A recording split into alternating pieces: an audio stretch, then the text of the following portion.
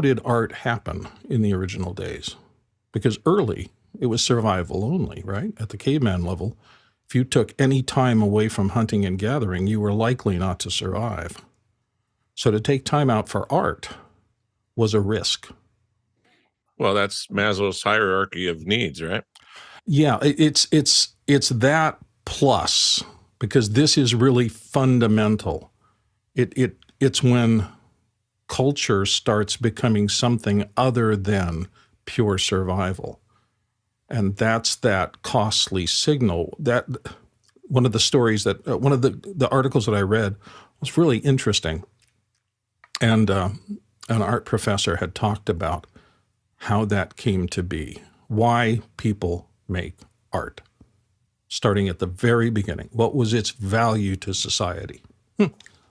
Fascinating discussions, fascinating subject. When we were studying neural networks in college in 1988, never did we think that art would be the first industry to get attacked by AI. Isn't it? Yeah, it's fascinating. This whole thing is just so interesting.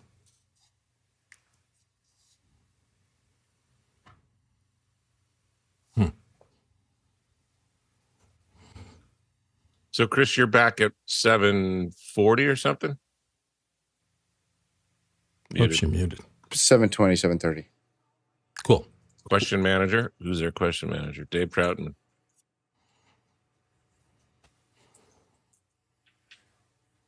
Yeah, put an asterisk next to that question.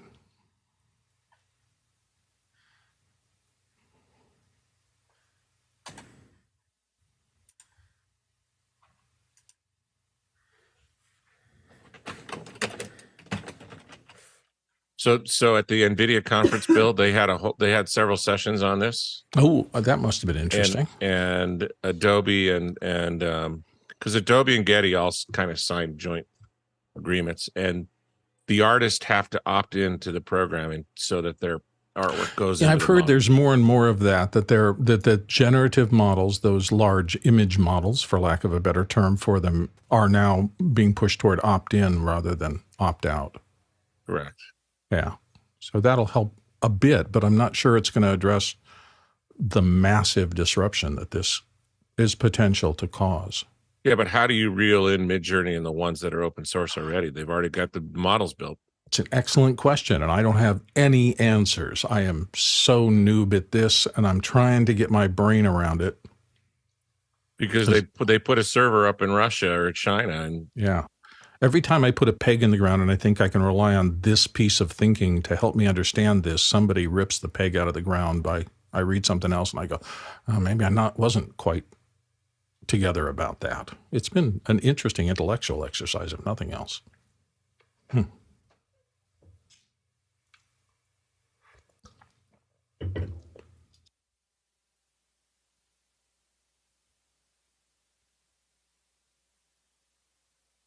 Alex's chair is here. That's good.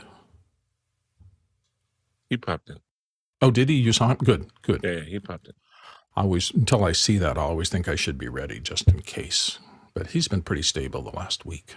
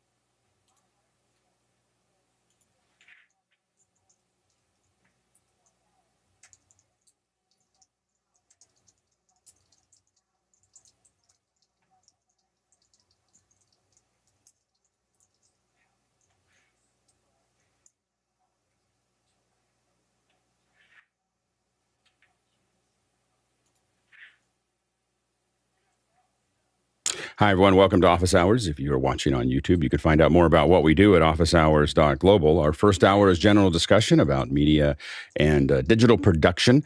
Our second hour is usually something we want to spend a little bit more time on. And today we're going to have Michael Curtis on. He's going to lead a discussion about acoustic measurement using source-independent FFT tools. Do you know what that means? Well, you will after the second hour today. So stay tuned for that. Let's go ahead and jump into the questions. Bill, what do we got? Our first one comes from Roscoe Jones in Madison, Indiana, and Roscoe asks, Audinate has announced transferable Dante licensing for $30 more, that's a total of $80, for their virtual sound card. Would you consider buying just one or two of these licenses, or how many? And he's got a link there to the product. Go ahead, Marty. Well, I guess it depends on how many computers you want to run during an event, or how many events you're going to be running, or how many different laptops you might circulate through your system. I have like 3 different laptops that I could take to a job, depending on whether it's video or audio or whatever. And so I might get 1 or 2, to have. I might use 2 computers, and I want to use Dante between them, or have one between myself and another member of the crew somewhere else. If I had a large fleet, I might do this. I think in the current state of the way that we use them, I'd rather just have one for every computer. So generally, every computer that's doing this type of work just has DBS on it. We don't really discriminate between computers and we just kind of put it on because we just know that eventually we'll need it. And I think that in a production environment, now if I had a large number of them and some of them are in and some of them are out, I think it might make sense. But for the most part, I'd rather just install them and just have them doing what they need to do. Sometimes sometimes I have to use the production company's computers. That can make more sense. They may not have DBS on them, or I might have to rent one. Or, I refresh my computers, buy new ones every once in a while. Yeah, that's a good point. Absolutely. Next question. Next one comes to us from John Preto in Las Vegas. Several of us downloaded and experimented with the beta version of Photoshop with generative fill. He'd like to share results. Alex, Chris has requested if he could wait until he gets back. We developed a short demo. Let's wait till Chris gets back. So we'll cancel this and we'll push it back to voting, and then we'll bring it back up when Chris is here. All right, next question. Next one comes to us from Douglas Carmichael. In the modern era, when do you use dedicated leased circuits from site to site versus using the public internet? Good morning. Well, I think you might have a better answer than this, Alex. But when you're using the public internet, you have security issues, you have more latency issues. You'll be running through different nodes on the internet. When you have a dedicated leased circuit, you have a predictable path between your 2 endpoints, and so you can expect lower latency. You will have guaranteed bandwidth and more security.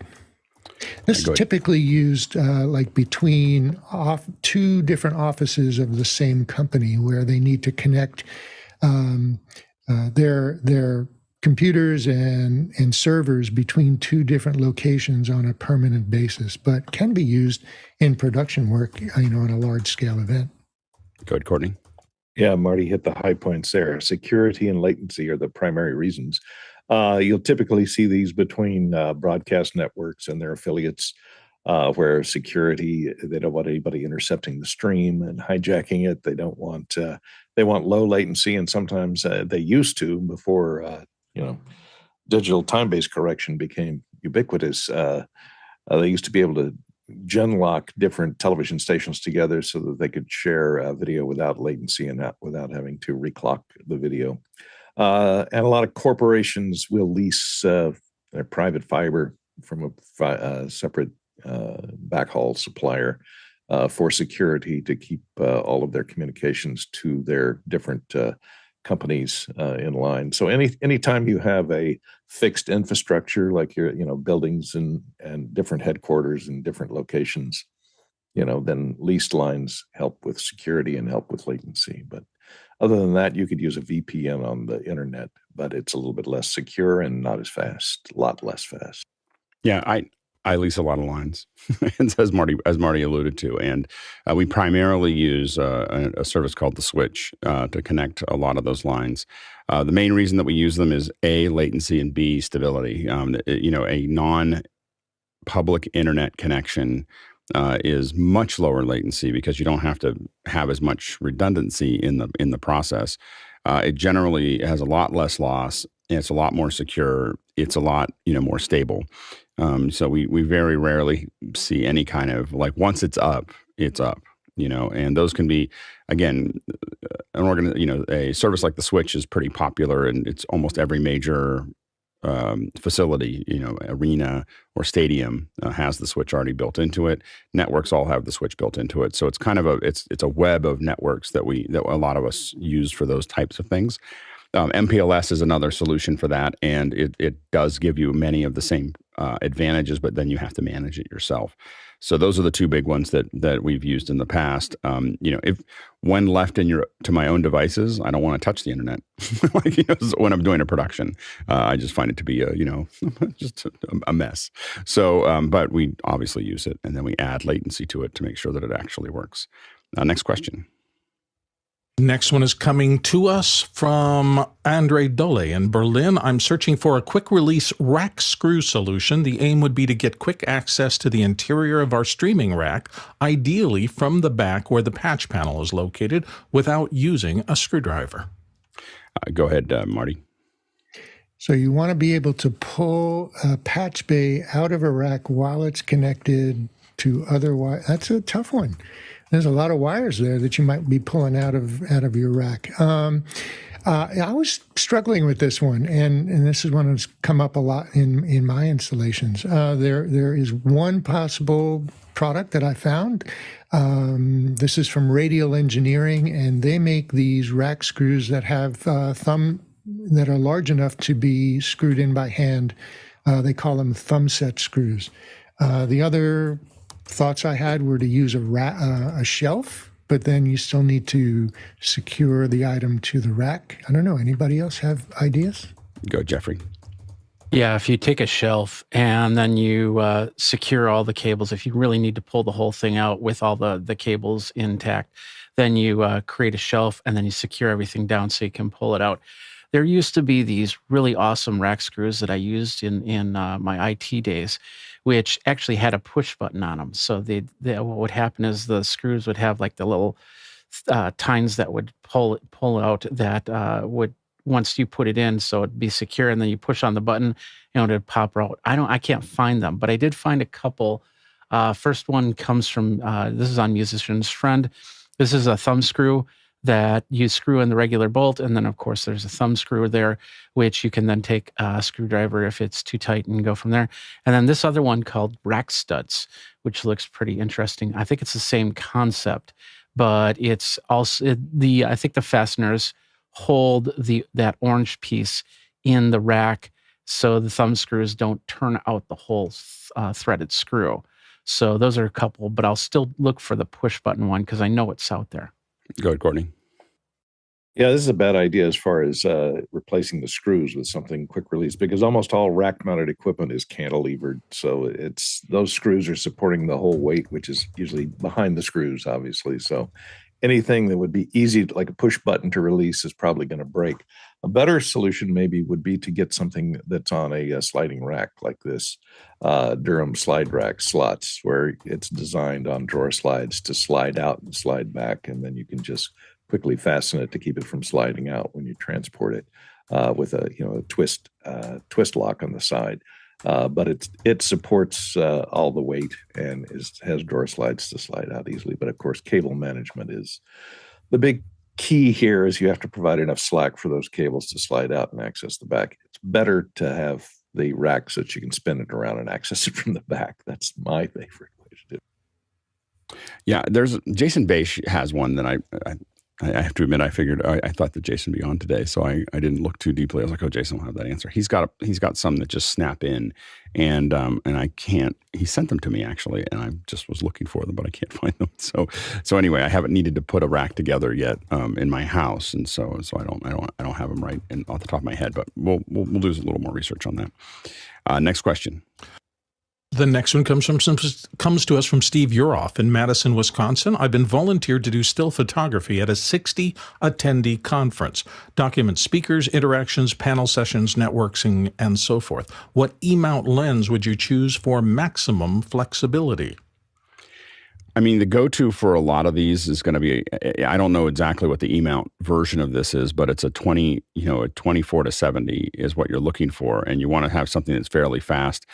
There is also a Sony lens that I think is a 28 to 105 or 104 or something like that. That is also one that it's motorized as well. So you can do a couple other things with it. But I think that that's a pretty solid range that most of us, if we're just only going to have one lens, we're going to carry that. A lot of times what we want to have is 3 lenses. We want to have one that goes out to a 14 or something like that, like a 16 to 35, 14 to something or other, and then the 24 to 70, and then usually like a 70 to 200. If you have those 3 lenses, you have an enormous amount of range to cover. Go ahead, Bill. I'm very close to where Alex is. I only want one lens with me. My go-to typically is a 24 to 105. I like a little more reach than the 24 to 70. 24-70 is often a better lens, and Alex is right. It'll often be faster. My 24-105 is f4, but I've still covered lots of events, and I find that satisfying where it gives me both the ability to go wide and do group work. Also, it gives me enough zoom to be able to see something at maybe 20 or 30 or 40 feet away and get close enough to it to get a satisfying crop of a couple of people talking or something like that.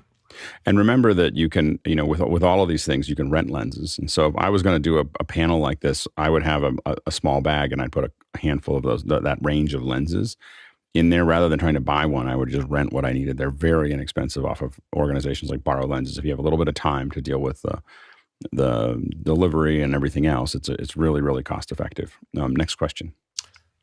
Mitchell Hill, Wilmington, Delaware. Yellowtech just added a mute controller that might beat them all, and he has a link there. Go ahead, Jeffrey. Yeah, I saw these guys at NAB, and I'm going to show you the picture here. So I did a short on that over on my channel. So basically what this is called is the Hush Plus, and this is the device right here that comes in 2 flavors. This is the non-preamp version, but they do have one with a preamp installed in here. So the microphone goes in here. This is a DIN connector, and then of course you have the mute and the cough switch right there. It goes through their stands and then up to where the microphone will be. They got a camera here. But what's more interesting is up on top here, there's a little tally light that tells you it's red if you're muted, and I believe it's white if you're in cough mode. And then the other cool thing about it is it comes with this app. So you can go over MIDI, you could go over USB, you could have somebody set up so if you are on a Zoom call, somebody could just be there muting your mic and unmuting your mic from the Yellowtech box. It's pretty interesting. It was $399 and $900, depending on if you need a preamp or not in it. And like I said, I have a short up on my page if you want to watch it. Go ahead, Bill. I like almost everything about this, and the almost, unfortunately, kind of makes it a no-go for me, but that's just me. I have famously said I need a tactile switch that I can feel whether the mic is on or off. I think they've done a really good job making this a perfectly useful product for about 90% of the people who want to do mic muting. It just fails for me because of that. I'm hoping that maybe at some point they'll come up with an alternate push button, and rather than those membrane switches that you cannot determine if it's on or off with, even with the little light, I still am a very tactile person, and I want that button where I can put my finger on it and know if it's activated or not. Yeah, I think that I look down at mine a lot. Mine doesn't tell me from where the position is, so I'm probably less sensitive to that.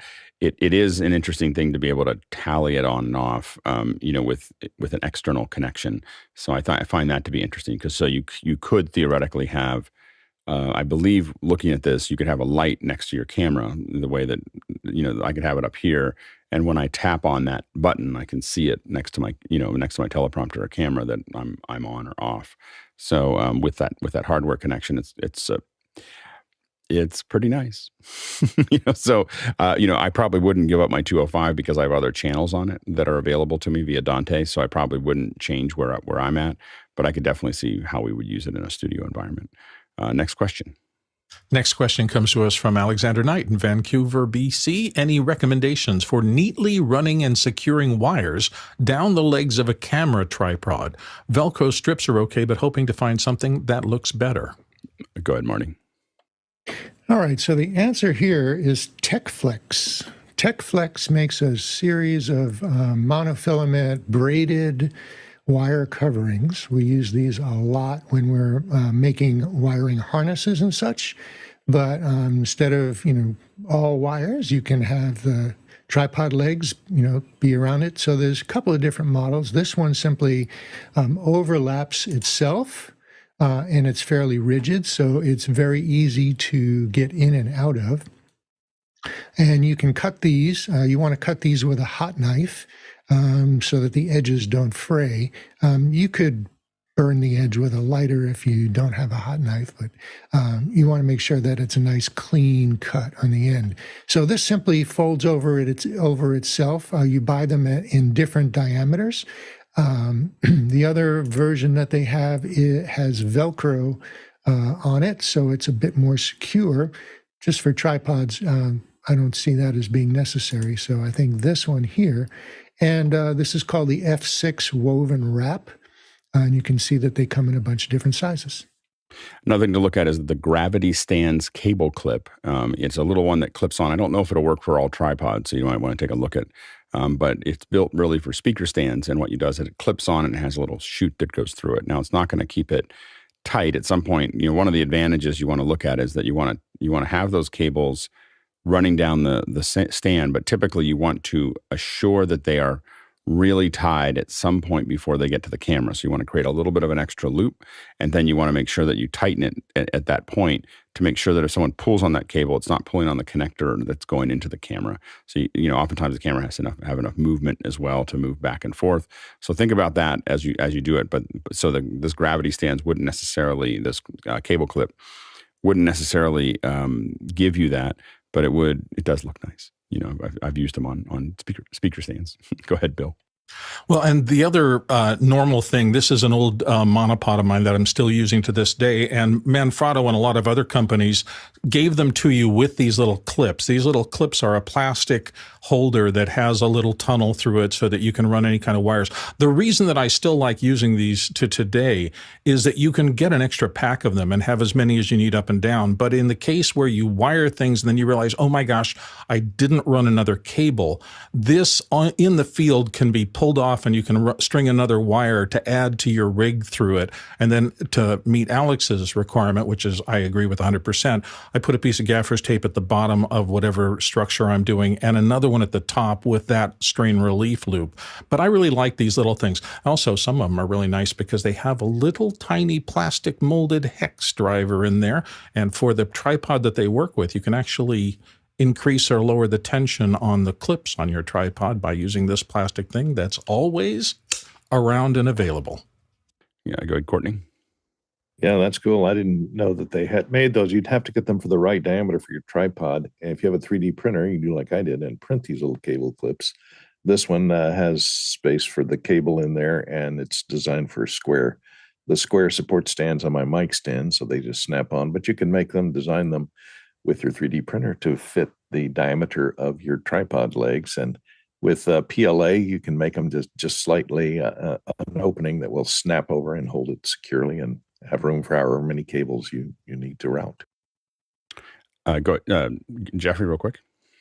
And if you want, you just create a skirt. So just like if you were at a hotel conference room, they usually put a cloth right over the tripod, so you don't see the cables at all. Next question. Next question comes from Peter Moore in Auckland, New Zealand. The new Lewitt Pure Tube, yep, all caps, he says, is out. Any thoughts? I love the hard case it comes with. If you get the cage and the pop filter bundle, the Lewitt vid mentions holistic design. Sweetwater has a link. It has a link to Sweetwater there for the unit. Go ahead, Courtney. I looked a little bit at the video from Sweetwater. It looks like an interesting. The specs on it are amazing. It's a tube-based real condenser microphone. A lot of people like the tube-based microphones for their, subtle distortion when they go high. This has a huge high SPL level, handling level, and an extremely low noise level. So those are two good things. And if it has that tube sound, my only fear of buying a microphone like this is that replacing the tubes might be difficult in these days. But it looks interesting, and if it sounds as good as they say it does, might be a good choice. I didn't see what the price is though. So Yeah, I'm pretty confident in Lewitt's quality. I guess what I would say is of the mics that I've used, if they're going to say they have something that looks like that, I bet you it's pretty good. I'm pretty interested in giving it a shot. But we'll see how much it is, as Courtney said. Next question. Josh, looks like Glendale in Birmingham, UK, says, with the release of Ableton Push 3 yesterday, what are people's thoughts on Ableton getting into the standalone hardware game? I think almost always when a software company puts a piece of hardware out that's designed to work with their software, it's going to be one of the best. So I think that Ableton is probably going to have I think that this is potentially a really, really powerful tool to look at it. This isn't my, so that's a general comment. This isn't my area of expertise. So I don't know for sure, but it looks impressive. And again, what happens is that when a software company decides to put something out, especially one that has had a lot of experience, I think that you end up with folks that they've really thought out how to make that piece of hardware interact with their software at its best. So I think it'll be really interesting to see. Well, we've got a couple Ableton Live experts in the group. We'll see if we can't get them to come in and give their opinion. Next question. Peter Moore in Auckland, New Zealand is back with, I mentioned GPU audio a while back, and it got some attention at NAMM, the National Association of Music Merchants show. Not much. Given Apple's all-conquering M-series chips, do you think this project and or idea is moot? And he's got a link there. Go, Jeffrey. I don't think that it's moot at all, because there are a lot of people that, well, first of all, there's a lot of people that still don't use Apple for their music production. Being able to transfer with low latency, being able to transfer multiple tracks, and we're talking way past 32 channels. Something like this is perfect. Something like NVIDIA, where they're building boxes that are more GPU based than CPU based, are definitely going to be great, because then you can put these little PCB type boards into a mixing console and have a very powerful system. And I think that it's in its infancy, and we'll see some great stuff coming from that. And of course, the biggest thing is a lot of these plugins now are very graphical. So you're basically pulling up lines and EQ that are being shown from a plugin that's going in, which is what takes a lot of process on a computer when you're doing a lot of mixing. So I think that this is going to be something in about a couple of years will really start to hit the forefront. Go ahead, Courtney. Yeah, when digital audio first came about, they used special DSP boards, which had digital signal processing processors on a single card that plugged into your computer to speed up and to handle all the digital signal processing, to do all the transforms and so on. And these days, your typical GPU, an NVIDIA GPU, has thousands of parallel processing cores in it, which can be purposed to handle all those DSP functions. And so it's just loading the DSP code into those individual cores. And by doing that, you get, as Jeffrey said, all this parallel low latency processing so that you can process 100 channels simultaneously without dealing with the CPU stack and interrupts and everything else. So I think that it'll be around for a while, and I don't think Apple's single core construction is going to be useful for this. I think the multi-core NVIDIA processors will probably be pressed into use for the. Next question. Next one comes to us from Brody Hefner in New York City. ExtremeTech.com is reporting widespread failure of SanDisk Extreme Pro SSDs with file system loss in drives filled to near capacity. Western Digital promises a fix, but does this just confirm that one should avoid filling up any drive? Go ahead, Bill. My answer to that is yes, it confirms that you should avoid filling up any drive. As you get near the capacity of a drive, you risk getting into the point where content you put on it can't get written to the directory because there's no more room for that. And that can lead to catastrophic failure in these systems. So be very well. I don't know anybody who works professionally that is ever anywhere near comfortable at the top end of a storage capacity of any kind of digital storage device. You always want some margin left because if it has to go in internally, if you move things inside, sometimes it has to build a second copy of the file in order to move it from one register to another. It's just really bad practice to fill them up. Go, Jeffrey. Yeah, I agree. Don't fill them up. But SanDisk also came out with a firmware update yesterday. So if you do have the Extreme, and of course, it really depends on which model of Extreme you have, because I have one from like 4 years ago, and I've filled that thing up back and forth. It's no problem. But get the firmware update on whatever model you have. Yeah, we have a couple of those. We use them for, to be honest, they were available when we needed them in a short time frame, and so we bought them. Those are the only SanDisks we own, and we've had so many failures on and off with SanDisk products over the last 10 years that we bought them in a pressure. We have a couple of them laying around. We don't use them heavily, and we worry about them. We've had all kinds of problems with the way that SanDisk structures its memory. So do be careful. I would recommend still looking at Samsung products. Next question. Josh Kaufman, Pittsburgh, Pennsylvania. What are some viable audio injection solutions to a client's phone for streaming to Instagram? And he notes Instagram Live producer blessings are rare on these solutions. iOS, Android, Lightning, and USB-C are in play. Stereo is preferred. Software solutions don't seem very directed at phone mic inputs.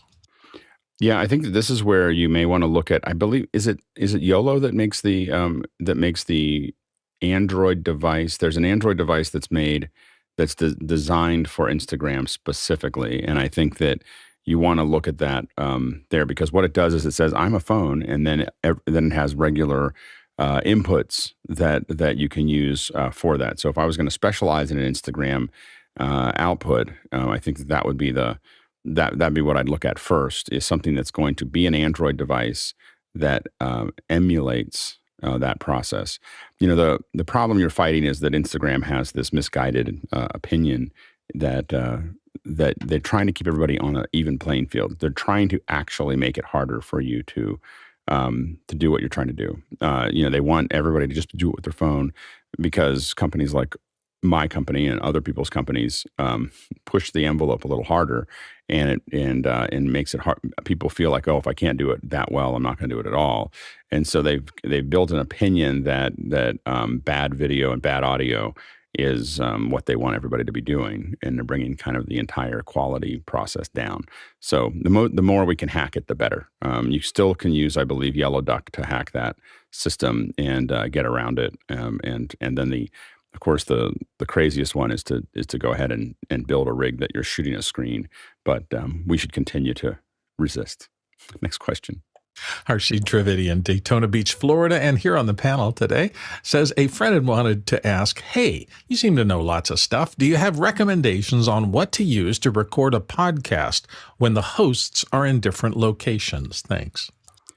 Yeah, and Harshid, are you looking for just audio records? Can you hear me? I can't hear you, Harshid. Go ahead, Harshid. We can't hear you. I'm going to say let's give them both options for audio and whatnot. This person just asked the question. My recommendation would be, first is always audio, so get a better microphone, such as a Sennheiser SSL2. You could plug and play, get on the road. But any other technical recommendations from you guys? I mean, what you may want to be looking for is something that's going to do what we call double ending. So Riverside.fm, Squadcast is another one that I've been brought on. I don't use it as much, but I've been brought on to shows that use it. So Squadcast will basically do a local record while you're able to interact. And that's the one that I probably have the most experience with outside of just using Zoom. The problem with Zoom is that if they have a Wi-Fi connection, and a lot of people do, you're going to hear the audio break up a fair bit. So that's problematic. Also, Stream Voodoo. Stream Voodoo will do local records. It will do local records of video and audio. So you can use it for those what we call double-ended recordings. And it will do, I think Stream Voodoo will do ProRes, so it's a pretty good solution as well. So those are some things to think about there. It's already been announced that Zoom's going to support double ending in the future. So sometime this year, we expect, definitely before the next Zoomtopia, because they're not going to want to come back and talk about it again. So definitely before the next Zoomtopia, we would expect to see double ending. Yeah, go ahead, Jeffrey.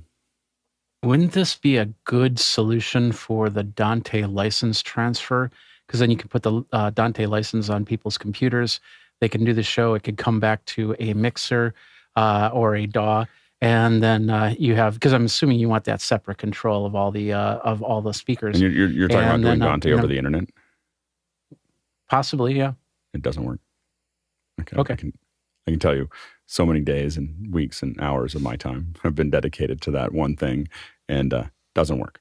It will work at over private fiber between universities in the UK at 300 miles in a very tight test, and you have to basically with Dante you need to clock both ends. So you need to clock both ends to get them to talk to each other, and it worked for a little moment, and everyone's really excited about it.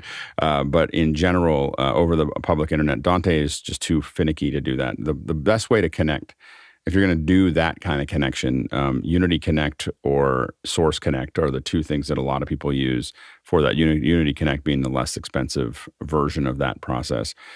You can connect between two sites using MADI and using, again, as we talked about earlier, private fiber. So again, you're clocking both ends to make that actually work, and it takes a little bit of a setup. But MADI will work again, but not over the public internet. Next question. Next question comes to us from Roscoe Jones in Madison, Indiana. Do you know of any good videos that explain impedance matching? Go ahead, Marty. Yeah, I just put in a search term for audio impedance and came up with a bunch of videos. Now, impedance matching could be, there's different levels of audio and different levels of impedance, whether you're concerned about impedance matching for loudspeakers or headphones, or for line level devices, or for mic level devices, or, it's all impedance matching, but they're all a bit different in their characteristics. But yeah, I found too many to mention here, too many to list. Audio impedance as a search term in YouTube will get you quite a few. Next question. Next one comes to us from Laura Thompson in Beaumont, Texas. The American Council for the Blind is holding a conference on audio description. It will be completely virtual. It's June 22nd to 24th. Is anyone interested? And she's got the link. Go ahead, Marty. Yeah, I might tune into this. I do a fair amount of work for hearing impaired people in public spaces, houses of worship and such, and audio description for the blind and for visually impaired people has become more and more important. Actually, the FCC has mandated it in certain markets in the U.S., and that list of markets is expanding for television broadcast. And incidentally, I am starting to put together a panel to do a show here on Office Hours about audio description. So if anybody knows people who do audio description, have them give me a call. Go ahead, Arshid. This is an awesome virtual event that I attended, the one in 2021, and we really get to learn how companies do things, such as Amazon putting in TTS engines with audio description being done by that. So a really valuable conference to go to. I know Dr. Joel Snyder has been running it for quite some time. I'm not sure if that's still the case right now, but he would be a great person because he has started this ADP, which is the Audio Description Project. And it pretty much has a collective of anything you could think of that has audio description. You could go to the website and you'll find all the entries there, from game, movies, TV shows, etc. And for as far as the conference itself, it being virtual, I think that we really should consider possibly even how Mukana might help them. So definitely a good tool there. And the person that I would recommend as far as audio describer that I have personally spoke to would be Roy Samuelson. There are definitely a whole list of them. There is actually a Facebook group that is audio description discussion. And there's just a bunch of engineers and a whole bunch of people there that might be useful to you. Yeah, and the we are doing accessibility for 7 weeks starting mid-June. Our Saturdays will not be education; they'll be accessibility, and so we'll definitely cover audio description at some point during that time. So stay tuned for more information there. Also, just a quick reminder that you can ask questions throughout the hour. So first hour is general discussion. If you have questions about acoustic measurements, then also throw those into the second hour. You can tag those in Mukana and make sure to vote on the questions so we know what order you'd like to put them in. So go ahead and throw those questions in. Next question. Next one comes to us from Vincent Alvarez in Bellingham, Washington. Are curved monitors a gimmick? And if not, how do you feel about a curved 32-inch monitor for center and then two flat 27-inch monitors on each side on an L-shaped desk? And how big should one go with a non-4K monitor for a daily workstation? Go ahead, Courtney. I don't like curved monitors. I think they were really gimmick when they came out first for televisions, and you'll notice they don't have them very much anymore. Because the problem is reflections. If you don't get a completely matte surface finish on it, any kind of light behind you is going to show up as a reflection on the screen, and there's no way to position yourself or position the screen where it'll be out. And the reflections move oddly because of that parabolic or curved surface. When you move your head, the reflection moves more than a normal reflection was, and your brain causes some discordance in your brain, and it looks like it's kind of a floating image. It's very distracting. The reflections are very distracting, so that's why I don't like them. I'd use 3 flat screens instead of a one large curved screen. The idea is to wrap it around your peripheral vision, but as you know, your peripheral vision isn't very sharp, so I'd rather have one and look in each direction. There you go, Jeffrey. So they're not a gimmick, but it really depends on what you're using them for. I mean, like for instance, if you're using them for racing games, they're perfect for that. If you're using them for flight simulators, they're perfect for that. If you're doing videos like Twitch stuff where you are gaming in those types of situations, are perfect for that. Samsung made the one monitor that was at CES last year that you could actually turn 90 degrees, and all of a sudden you've got the vertical look rather than the horizontal look. And sometimes you just need to put something in peripheral view that, like for instance, Twitter or comms or something like that, it's perfect right there. And of course, with that curve, that helps you see it a little bit better. I don't see the reflections that Courtney was talking about when I look at curved monitors, unless there's a big light source behind me.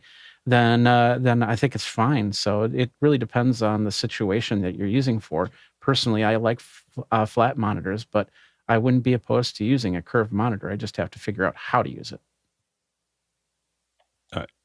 Sorry, we got a little wrong window here. Go ahead, Chris. I think the word you're looking for is portrait view, not peripheral view. But yeah, so something happened about 30 years ago where some of us, when we were children, televisions were considered an appliance, kind of like a refrigerator or a stove or something like that. And a decision was made to turn them into a piece of consumer electronics and get them onto a faster cycle of replacement. Nobody would think of changing their TVs as often as we do now 40, 50 years ago. And because of that, they do need to come up with a new gimmick. And I agree with Courtney. I think it's a gimmick. it pains me to say I also agree with Jeffrey that maybe for a game. I don't game, so I don't get that whole thing at all. So whatever.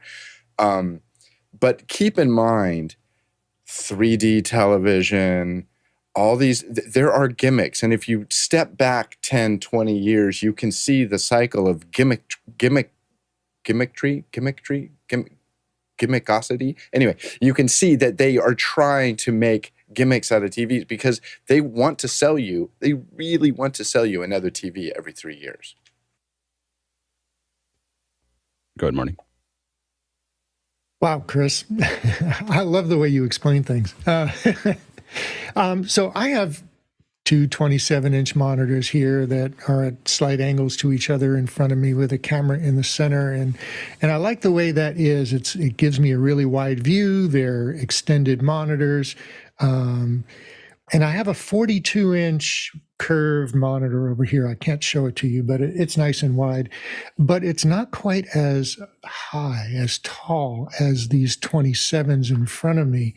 And the problem, so I got it because for doing audio editing, I can make the tracks really wide. I can see more real estate of what I'm editing, and even for video as well.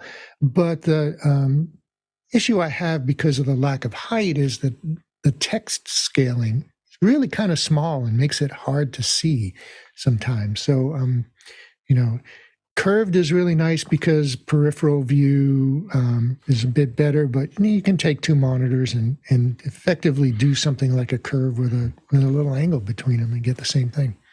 Go ahead, Bill, real quick. I was going to say that I actually like a different approach to it. I have just recently had to do a ton of script work, and you can see that now, as of 4 days ago, I actually have a vertical monitor to the right of my main monitor. And let me just get this out and get back to regular circumstance. And so the flexibility of being able to have multiple individual monitors rather than a big, massive monitor where all I can do is kind of move things around on it has been my solution of choice.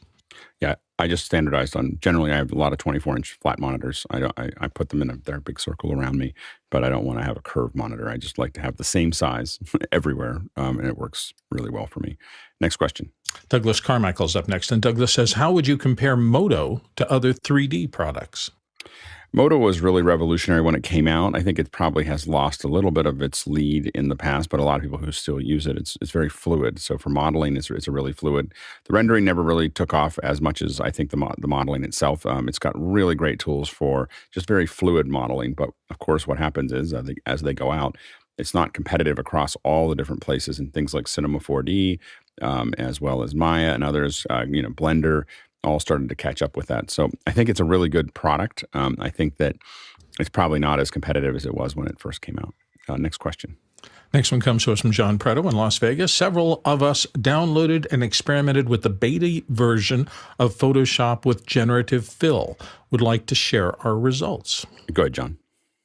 So right during office hours yesterday at 8:00, in the Firefly Discord, they showed off what we've been talking about for months, which is the integration of generative fill inside of Photoshop in their own layers. And so Chris put it together. Have a little teeny video we'd like to share with you guys. Not a video. It's just I love. But thanks for jumping on the bandwagon, John. I appreciate that. So what I did is I created a canvas, and actually I created a 16:9 canvas, and the first layer I said my prompt was, please show me a beach at sunset. And what it did was it gave me a photo of a beach at sunset. The next prompt that I did is I said, school of dolphins swimming. And what I did is I drew a little bounding box here, and I turned that on, and boom, it added a school of dolphins swimming. And it gave me some options, as it does, it gives you options, and I liked this one the best. Then I said, I thought it'd be cute to put a little seashell in the corner. It's probably too big, but I changed the opacity and the transfer mode to kind of make it blend in a little bit. Then I thought, right here in the middle, I said, here's the prompt, single sailboat on the horizon at sunset. All right, let's turn that layer on. Yeah, that works. that'll work. And then I thought, you know what, let's just make the whole thing bigger. So I extended out the canvas to the left at first, and I got that. And that was just one click. And the prompt for that was extension of beach at sunset. And again, it gave me some options. And then it had this little bit of gradu over here. I'm not really sure what that is. So I just gradu, is that a technical term? Yeah, gradu means, it's Latin for extraneous material in a scene. Okay. So what I did is I just lassoed around that and said remove. And then I grew up in Southern California, so I said offshore oil rig at sunset on horizon, and it added that. Over here, boom. And what you do is you draw a little bounding box and you say, please make this iteration in that bounding box. And then I thought, okay, let's just make it bigger again. And again, a little bit of gradu over there. And I removed that. And so allegedly this scene doesn't exist anywhere in the real world, but one layer at a time, and everything is editable. I was able to, sometimes when it would put the layer in, it doesn't make, like, for example, the, if I could show you here real quick, if I turn off the extension, you could see it drew the oil rig on the sky, on the ocean. So I can't literally just pick it up and move it. I guess I could probably key it out somehow, whatever. But by and large, I mean, I can paint out the extra stuff if I wanted to, but I was super impressed. And, Preto is a future thinking. He's been saying this since the beginning of all this stuff. Adobe's going to do it in layers. Adobe's going to do it in, look at that. Adobe did it in layers. Pretty cool. Go ahead, Jeffrey. Yeah, I totally agree. I've been playing with it yesterday. And of course, a couple different, of course, being in beta, a couple different things that what Chris was talking about. So if I was to change, I did this whole put a whale in the middle of the water. As you can see, that whale is way too big for the spot there. And if I try to change that, it's you're going to see it. We'll do that really quick. Oops. And like that. And like that. If I go to change that, you can see that it's actually changing the scene with it. And so I can't do that. But the same thing is if I wanted to change, because we get 3 different options when you bring something up. So if I even change the background scene, whale's completely out of water for that matter. So there's a lot of other things that I've noticed. I've tried to do some, like for instance, some simple stuff like 1,000 monkeys writing Shakespeare, which is a common phrase, but it doesn't know what to do from there. On the same token, Midjourney doesn't know what to do either. So this is there. Once you get into the obscure, then all of a sudden this becomes something that you need to really figure out your keywords to make it work inside of here. And of course, that's just takes time and a little bit more thinking and algorithms and all that other good stuff. Next question. Next one comes from Harshi Trivedi in Daytona Beach. I have one more question from the friend. Also, do you know how to make reels for Instagram? I don't know if you have anybody here that really uses Instagram that much. So I think that's the problem. Oh, you use it. So Chris knows everything about making reels. No, I didn't say everything, but I do use Instagram. Okay. Well, that's so cute. So reels are vertical and they have to be a minute long. There we go. Or no more than a minute long, right? That's the deal. Correct. Yeah, go ahead, Jeffrey. So Meta has now changed it. So you go into their Meta dashboard. I show you mine, but of course that's my back end. That'll also link up Facebook, so your Instagram Reels and your Facebook Reels you can post to both of them. But it's basically business.facebook.com right now. And then what you attach the Instagram, all your Instagram channels, if you've got more than one, and then be able to upload Reels from your desktop. For mobile, it's a lot easier to do, but they're really trying to make this back end, this business portal, something that you want to do. And I believe with Instagram, you have to change it to a business account. There's 3 different types of Instagram accounts: one for the consumer, one for the business, and one for the creator. And that's going to determine how you upload your reels. I used to feel bad because I don't use Instagram very much. I have an account. I just don't use it very much. I think the last time I posted was a couple years ago, And when I travel, I post oftentimes, and then I don't do it any other time. And I felt bad until I talked to my kids. And my kids were like, "Yeah, no one uses Instagram anymore." Like from their perspective, from their little world, they were like, in their world, it's Snap and Messages. Like those are the two things that all their friends are using is Snap and Messages. Anyway, go ahead, Chris. It's super interesting how the various social media things get co-opted by generations or groups of people. Facebook obviously started as, the college Facebook, and now it's just, as soon as the parents get into it, it's something. The reason Snap, I think, is so popular is because none of us understand it. Like we always, there's so many of us that are like, I don't understand Snap. So my kids family, live in that little world. In my family, from the grandparents down to the grandchildren, everybody uses Snap. Right. And it drives me nuts because they take their photos on Snapchat and they evaporate in 24 hours. And it's like, dude, you are literally living in the digital dark ages here. It drives me crazy because you will never have these things to share later. Well, it's not that good. Well, maybe it could be good. Maybe it's going to be a good memory later. I still think that the Instagram discovery section or the little thing, I think it is one of the most fascinating things I've ever come across. We've talked about it before, and I think it could be used, that type of algorithm could be used in a business instance or a conference situation. It just needs to be developed. Next question. Next question comes to us from Marcello Moyano in New Jersey. What are the best wireless earbuds today? Looking for noise canceling, but also the best sound quality overall. I would say it depends. It depends on what you're looking for, what you're trying to get out of them. I think that I use the OpenComm, from Shocks when I want to talk because the boom mic eliminates a lot more than everything else. My general put stuff in my ears is the AirPods. I use the AirPod Maxes when I'm flying, and I use the Bose, the Ultimate Ears Fits when I really want to listen to some music while I'm doing something. Jeffrey, real quick. So the one thing that a lot of people don't realize is if you get like the Linsols or anything like that, you can actually pull them really out and actually get a cable that'll connect up via wireless. Like right now I have in my ear, I'm playing with this thing. It's called the IFI GoPod. They don't give you the earbuds. So this is the Basin earbuds, but you can put your Linsols in or whatever and just clip it in. And then that becomes a wireless earbud right there. So you can have the amount of drivers, the 5, 6, 7, 8 drivers that come in these small buds and get the quality sound that you need in a wireless situation. Go ahead, Harshid, real quick. You may look at Sony, and as far as you said, the brand and the quality, Sennheiser makes the TW3s or whatever they call True Ear Wireless 3s. They'll give you the best sound quality. Next question.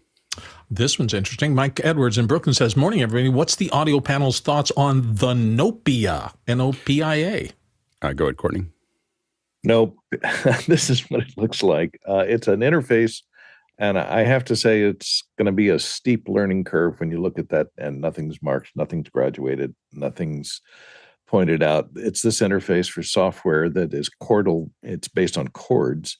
So it's interesting, and it tends to make music very easy because it keeps you into the structured, even-tempered scales and chord-based combos with that keyboard that small piano-like keyboard, and then you have other controls for making tonal selectors, et cetera, and thirds, basically following music theory.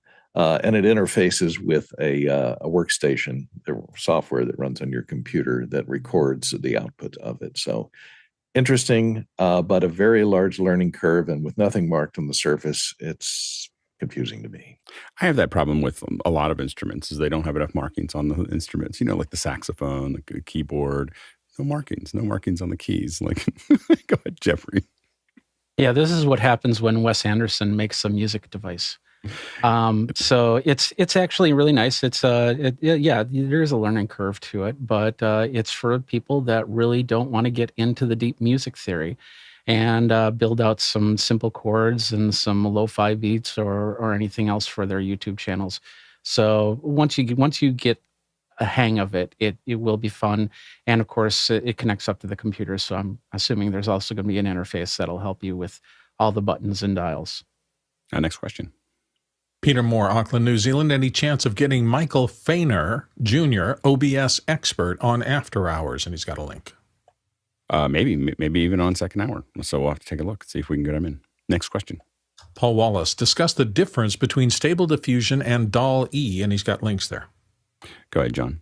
Not sure exactly what you want to know here, Paul. Stable Diffusion is an open source project primarily funded by Stability.ai, and DAL-E, and now DAL-E 2 is part of OpenAI. They're both diffused models for text to image. I think it's just probably the difference in quality. It's funny. I feel like DALL-E just took over and then disappeared. I mean, I don't ever hear anyone talk about DALL-E now. I mean, we talk about ChatGPT, but I feel like DALL-E just didn't keep up with Midjourney. I think that was the big issue. So I think that, and John, you can tell me what you think right now, but I feel like it's really between Firefly and Midjourney at the moment. Firefly gives you the control, but not quite the same, in my opinion, not quite the same quality as Midjourney. And Midjourney doesn't have, I think if Midjourney started adding layers with transparency, it would, or depth maps and, other things like that, I think that it would take over. It's just, and so I think that I'm expecting to see in version 6, I bet you they'll start adding alpha channels. That's my guess, because that feels like that they've got hands down really well. I did a rendering because there was a rendering for I don't know if it's going to be used or not for MacBreak, and I had a lot of hands and it only did 6 fingers once. But otherwise I was like, I looked at all these hands and they're really well formed, and I was like, somebody spent a lot of time training that thing on hands. Like the one thing we're going to get out of 5.0, hands. Next question. Next one is Sean Johnson in New York. I have a client who prefers to use their screen capture card and or camera via the screen share function in Zoom to force a higher resolution of their image to all participants. We tested their method, and it looks okay. Anyone done this? Any concerns? Go ahead, Courtney. Frame rate is the only really concern. I think Zoom is still doing this, is when you screen share, it prioritizes resolution over a frame rate. So it'll start to drop frames or go to a lower frame rate if you have a lot of busy stuff going on in your frame. So, you may lose some frames. It may drop to a lower frame rate if you're going to use that screen share instead of just processing it as video. Yeah, and if they are making it have it optimized for video, which is another button, then it's pretty much the same as what you had before. so you're not really buying anything with that setting. Next question. Roscoe Jones, Madison, Indiana. How do capacitors affect the quality of a speaker's sound? And he's got a link there. Go ahead, Marty. Well, it's been a while since I've done circuit design. Capacitors are used in various parts of the audio equipment. They're used in power supplies, and a capacitor and a power supply stores energy, so reserve energy in particular, so that after peaks, there's energy to be drawn on. In audio circuits, that's what capacitors do, is they store energy. So a larger capacitor will store more energy, but there are also different kinds of capacitors that affect how they work, how fast they store energy, how long they store energy for, the frequency that for transients that they will respond to. Maybe somebody else has a better explanation. Go, Jeffrey, real quick. Yeah, it's just like with this microphone right here. I have the Shure MV7 that's hooked up via, via USB.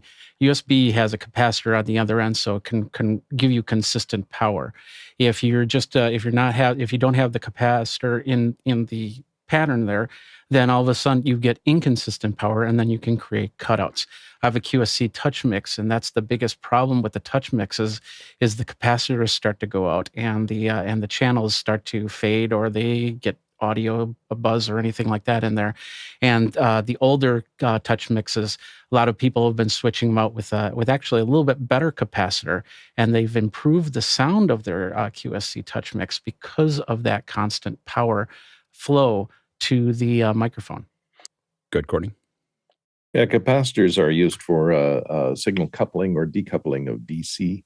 So a capacitor will pass an AC signal, but it won't pass a DC signal.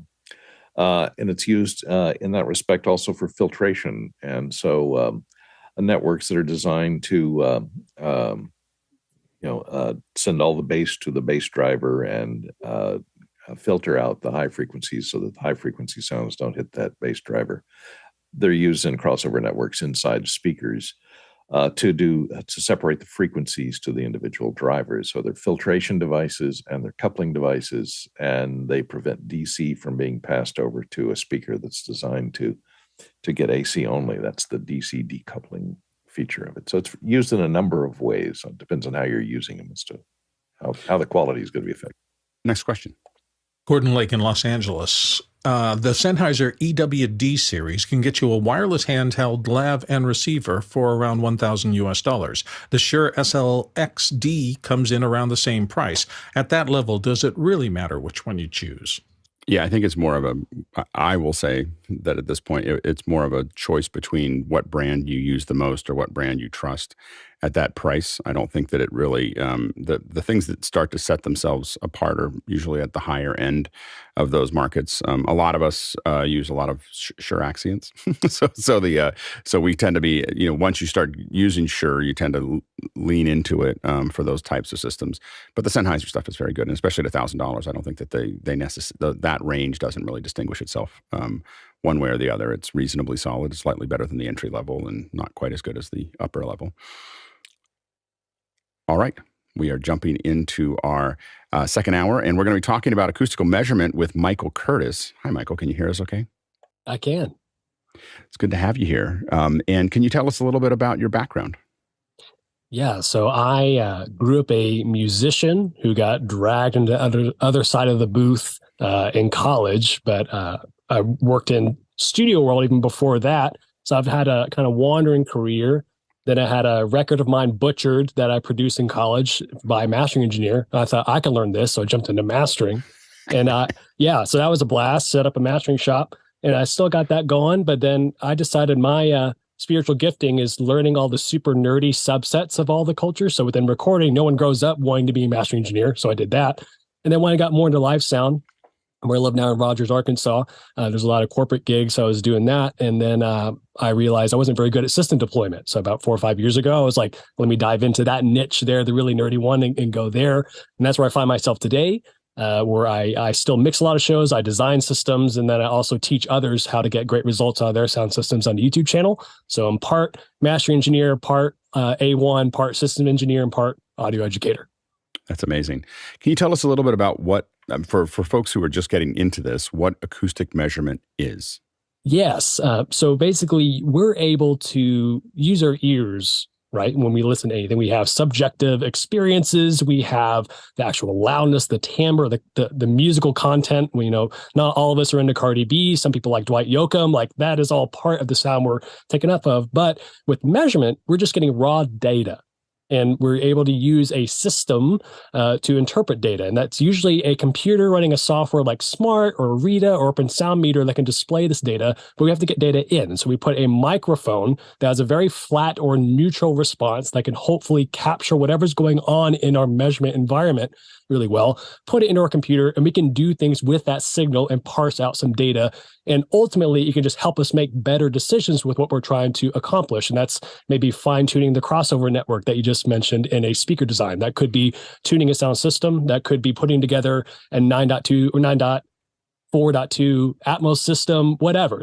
All these are just tools available to you to give you, in addition to your ears and your experience, a way to have data and also settle conversations a little bit easier. Because if you ask any two audio engineers for their opinion, you're going to get 3. So, right. No, it's good. In audio, acoustic measurement is something that I got into when I was in my very early ages. My great uncle was really into it, and I got the typical sound reinforcement Bible that we that a lot of us have when I was like 12. I love it, man. I didn't understand anything I was looking at the time, but I very much got very into just wanting to know the numbers. Like I just I don't trust my ears, I don't trust my eyes. I look at scopes for everything. And so, can you tell us a little bit about, okay, first of all, what microphone? When you say a flat response, what microphone are you talking about? That's a great question. So there's a lot of them out there, any of them from $69 all the way to $800. I think the sweet spot is about a $300 microphone for a variety of reasons. But basically, and what is that $300 microphone? So the ones I have right now are the iSimCon EMX 7150s. There's also the Audix TM1. And so what you're paying for with that versus a $69 microphone is very low unit to unit variance. Because again, if you're buying a microphone that's going to give you data, what you want is that data to be presented to you in an uncolored fashion. So basically, we're not a news journalist out there who's spinning a story. Like, we want it to be just the facts, please, right? So that's that microphone. So it is also an omnidirectional microphone, meaning it's listening spherically in all directions. Actually, I have a video on my channel where I took this microphone right here in my room and I turned it 180 degrees opposite the speaker just to test, like, well, how much is it really that omnidirectional? Like the XLR cables literally point at the speaker and the other, and all I got was like a 3 dB reduction above 12K. Right. So, which is cool. So like, it's really listening omnidirectionally. So we want to be omnidirectional. We usually want them low sensitivity, because if we are a system engineer for, let's see, an EDM festival, and we got 20 hertz just barreling down these VLFC enclosures, like, we need a lot of headroom. So low sensitivity, high durability. We can trust the data, low unit variance, and then high EMI rejection. That's what the 7150 in particular versus some others, even though that price range has a little better, and low THD. So what's THD? Total harmonic distortion.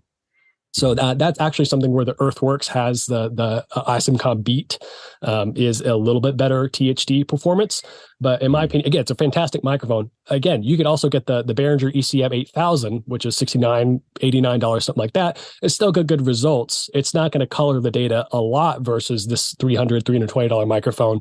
Right. It's just held together with hot glue. So, so I even tell people, like, it's good, like, get your first microphone, get something that is cheap, the one that just lives in your backpack and you're on a dusty outdoor gig and don't want to bring out your nice stuff, like, bring that one with you just to have. And then in your Pelican, have your nicer set of microphones in there. Yeah, absolutely. So when you're out measuring, what are you measuring for? What are you looking for? Like, when you start to measure, yes, and you're looking at those, what are you looking for? Like, what is the goal of what you're trying to find in a given room or a given location? I love it. So my usual context, again, because we can measure anything, right? We can get impulse responses for acoustical measurement, all this different stuff. My usual context is I'm tuning a live sound system. So whether it's 2 K12s on sticks or a 16-box Panther array, I am putting on a microphone to get data. And anytime you're putting a microphone in a specific position, you're answering a question. You're asking, what does it sound like right here? So not only does our measurement equipment have to be calibrated correctly to set up in an intuitive way, we also have to, in addition, just like you said, like, what are you measuring? So in my typical tuning process, it's the same no matter the size of system. I'm starting with the system that has the most amount of custody, so biggest coverage area. So if we're at like your normal arena concert, that's going to be your big main hangs, usually a left and a right hang. So I'm going to be putting microphones directly on axis with that array. And I usually start with 4, an ABCD approach. This is Bob McCarthy's classic approach. And I basically think about, how can I subdivide the audience into these 4 logical zones? So then I'm basically saying, okay, in the 200 section, way up in the seats up high, the 100, and maybe a couple on the floor. And basically, again, asking myself, like, how can I look at the frequency response, aka the magnitude and phase data, what's happening, and see if it's equal? Because my job is to make sure no matter what seat you're sitting in, it needs to be a good experience, or at least have a good shot of whatever the mix engineer is hearing to be translated across the entire space. So if someone's in the nosebleeds and they're like, we shouldn't have paid for these tickets, and they're in the front row and the front fills are just non-existent, so you're just hearing the drum kit, that's not good. So you have to take it into account, the entire space. And so with this data, I have to make sure all the squiggly lines I see on the graph look the same across any of my mic positions throughout the audience. And so are you using what audio are you using when you measure it? So you're pushing something out of those speakers that you have to measure. Yes, no, great question. So in any audio analyzer software, you're going to have a signal generator, and the most common source signal you're going to be using is pink noise. Now, what's the difference between pink noise and white noise? Pink noise. So pink noise has a different weighting to it. It's basically a low pass filter that has it fall off faster than white. So pink noise, all right, let's start with white noise. White noise is all frequencies at the same level.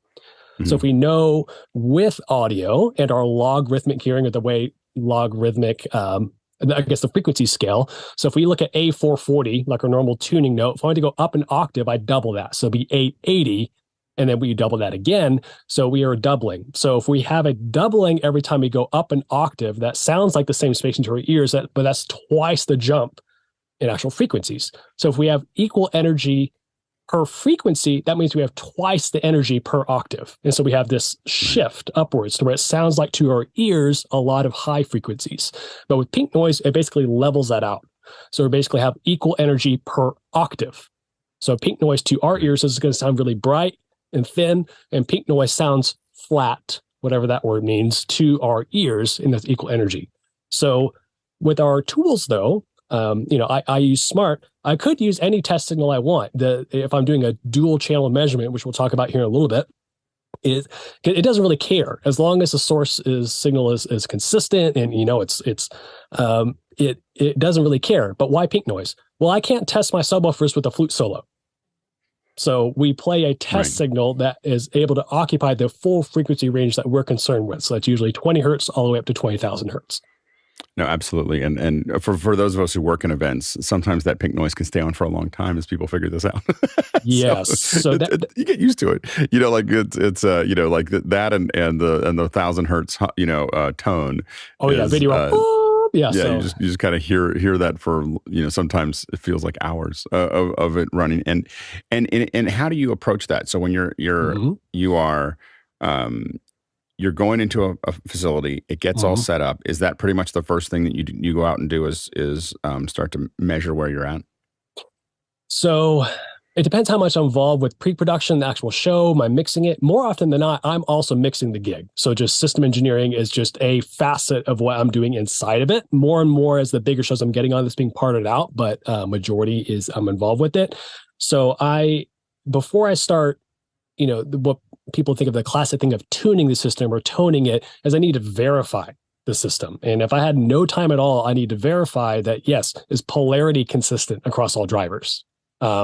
Is all the high frequency drivers working? Because sometimes you start to measure a rig and you're like, I got no 8K in the back. And you're like, because those boxes are off, they're blown, all these other things. So before I get to the fun part of getting to play with my processor and align things, you have to kind of do this kind of eat your broccoli stuff. And you don't always have time for that. Sometimes the rental company didn't do their due diligence. But the only way you can really know for sure that all your tools are going to add up to your expected result is to verify that. So that'll be step one if you have the time.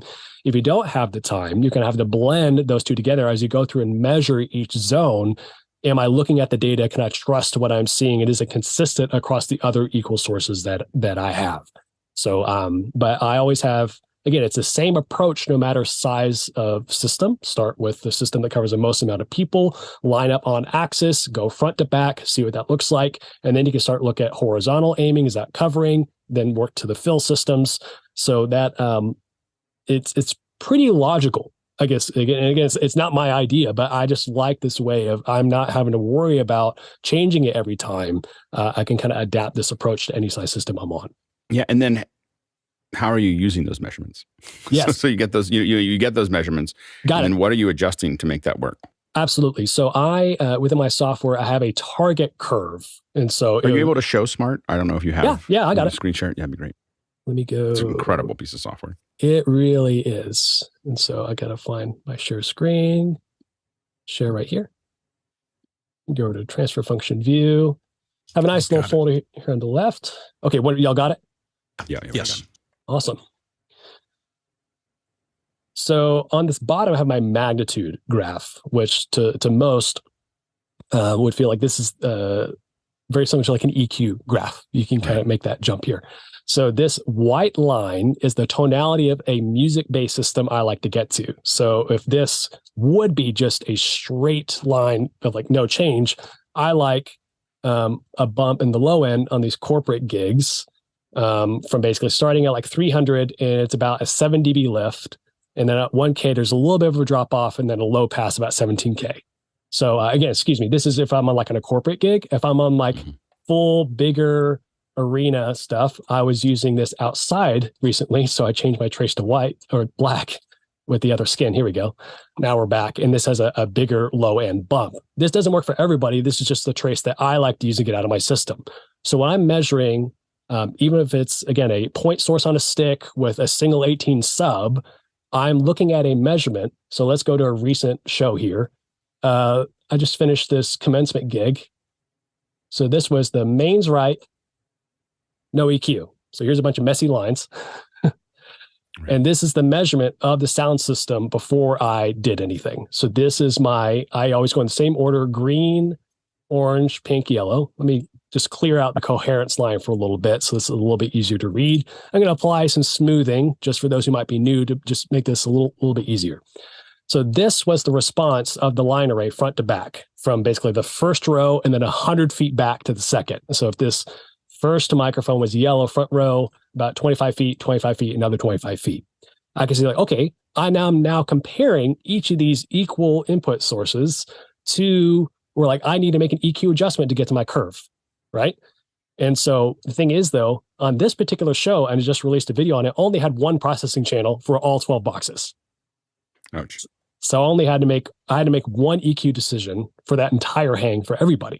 So that means I had to get it right in the design first. So as much as I love SMAART, I love measurement, it's kind of like the people don't want to learn how to record, they just want to learn how to mix. It's like you have to kind of eat your broccoli and figure out that stuff first. Well, and it comes together, right? The fact that you're doing a lot of measurement means that when you design it, you know what's going to happen because you saw it actually happen 100 times or 1,000 times before. Exactly. And so that's so design and they're intertwined, right? So as we can see in the back, the green trace, we lost some top end way up here at 16K because it's having to throw a long way. But in the front row, it's a little bit zippy. And the most egregious thing is this 4 dB peak right there at 5K in the front row. So what can we do about this to make the best experience front to back? So I hide all these traces, put back my target, and I'll go back here, mains right, host EQ. So this is what I did after the fact. And it brought it much more in line with my target, at least here in the low end. So that EQ move, I basically did a low, very wide, like 0.4, I think, Q at like 350 and just brought all that down into alignment. Right. So it's when you bring that EQ in and out, it feels like a really big change because it is, but those boxes just had a lot of low mid buildup. And then it also and you're when you're doing this, you're watching it live and you're making the EQ adjustments. So you're sitting there, you have your target line and you're pulling on that EQ and looking at what it's doing with the pink noise running through the system. So when you hear if you're at an event and you see you hear those pink noise, that's what the engineer's doing in the background is moving this around, right? Yes, exactly. And so you think some people think, well, that's it. It's SMAART's like a video game. You just twist the knob to make it fall onto the line. It's like, well, there's all these other decisions surrounding how and why and where are you putting the microphone and what system's aligning with this and the other. So yes, some of it is like, yes, I want my system at this target tonality and I can at least start there and then listen.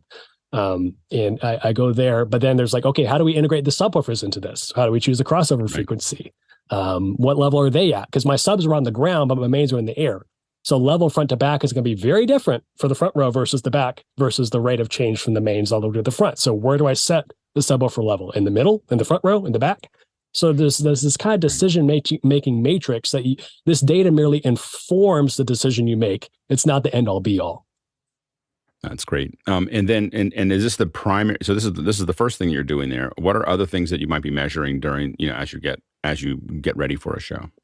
Yeah. So so this particular gig, I'm responsible for the floor PA, but then it's also a 19,000 seat bowl. and within a pre-existing setup. So I'm having to measure the existing system and making sure its target tonality is matching what I want on the floor. And so I'm having to measure that.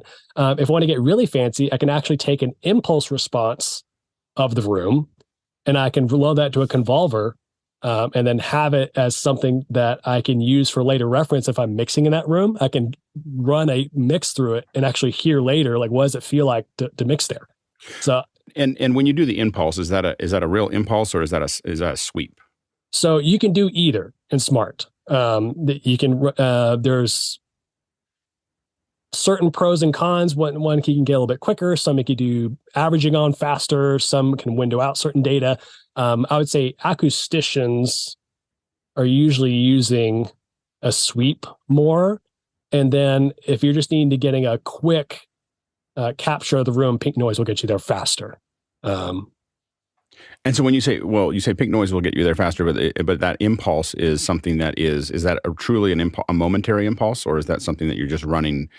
You're running the pink noise through over time and then using that as the way to model the room. Yes, just like we can get a live IR in SMAART, it's basically doing like a capture of that live IR in real time, and then for an impulse. Yeah. So it's basically taking, you still set the window size for how long you want that to be, and then it can capture it at whatever FFT size is appropriate for your application. Now, are measurements part of things like ringing out the room? Well, we often talk about that. Is that something that where you use SMAART to find where those frequencies are? Sure. So you can use, so what we've looked at so far, and I'll share my screen again, is a dual channel measurement. These have all been comparative. I'm comparing in each of these through a transfer function, the original pink noise signal, which would be coming in basically flat. And then these are showing what's the difference between the raw pink noise and then the actual signal that's coming in. So I can go over to spectrum view and have my microphone right here next to me. And this is hearing my voice. And so this is a helpful tool if you want to start ringing something out. So I got a RTA view over a spectrograph. And so if I were a microphone feedback, I'm just going to simulate that, like, if I push my microphone, I can see that 250 line right there. That was coming out. So that just makes an easy way to see what frequencies are there. That's great. And then what do you use when you're talking about polarity in the past? What do you use to identify whether something's out of polarity? Sure. Stand by. Let me add a little transfer function engine here. So we're going to do the mic. There's snoop in. Make a new reference channel. Great. So this is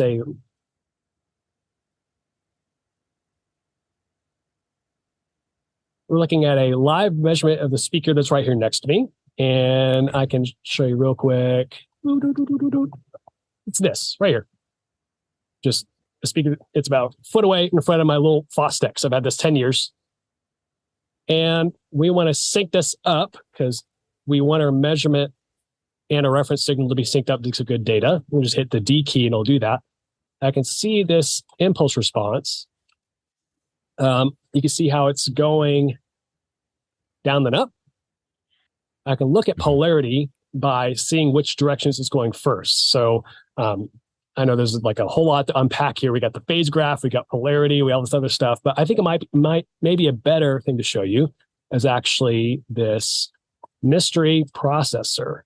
So I had a little demo where we're going to look at, I have some electronic equipment on the test bench, and we can actually run some signal through it and push some buttons and see what's changing. We can start to see data about it before we actually know what it is. Right. So got this guy, insert the delay. We can see here at the top, that impulse response. I'm going to turn off my speaker here. I'm not sure if it's coming through Zoom or not.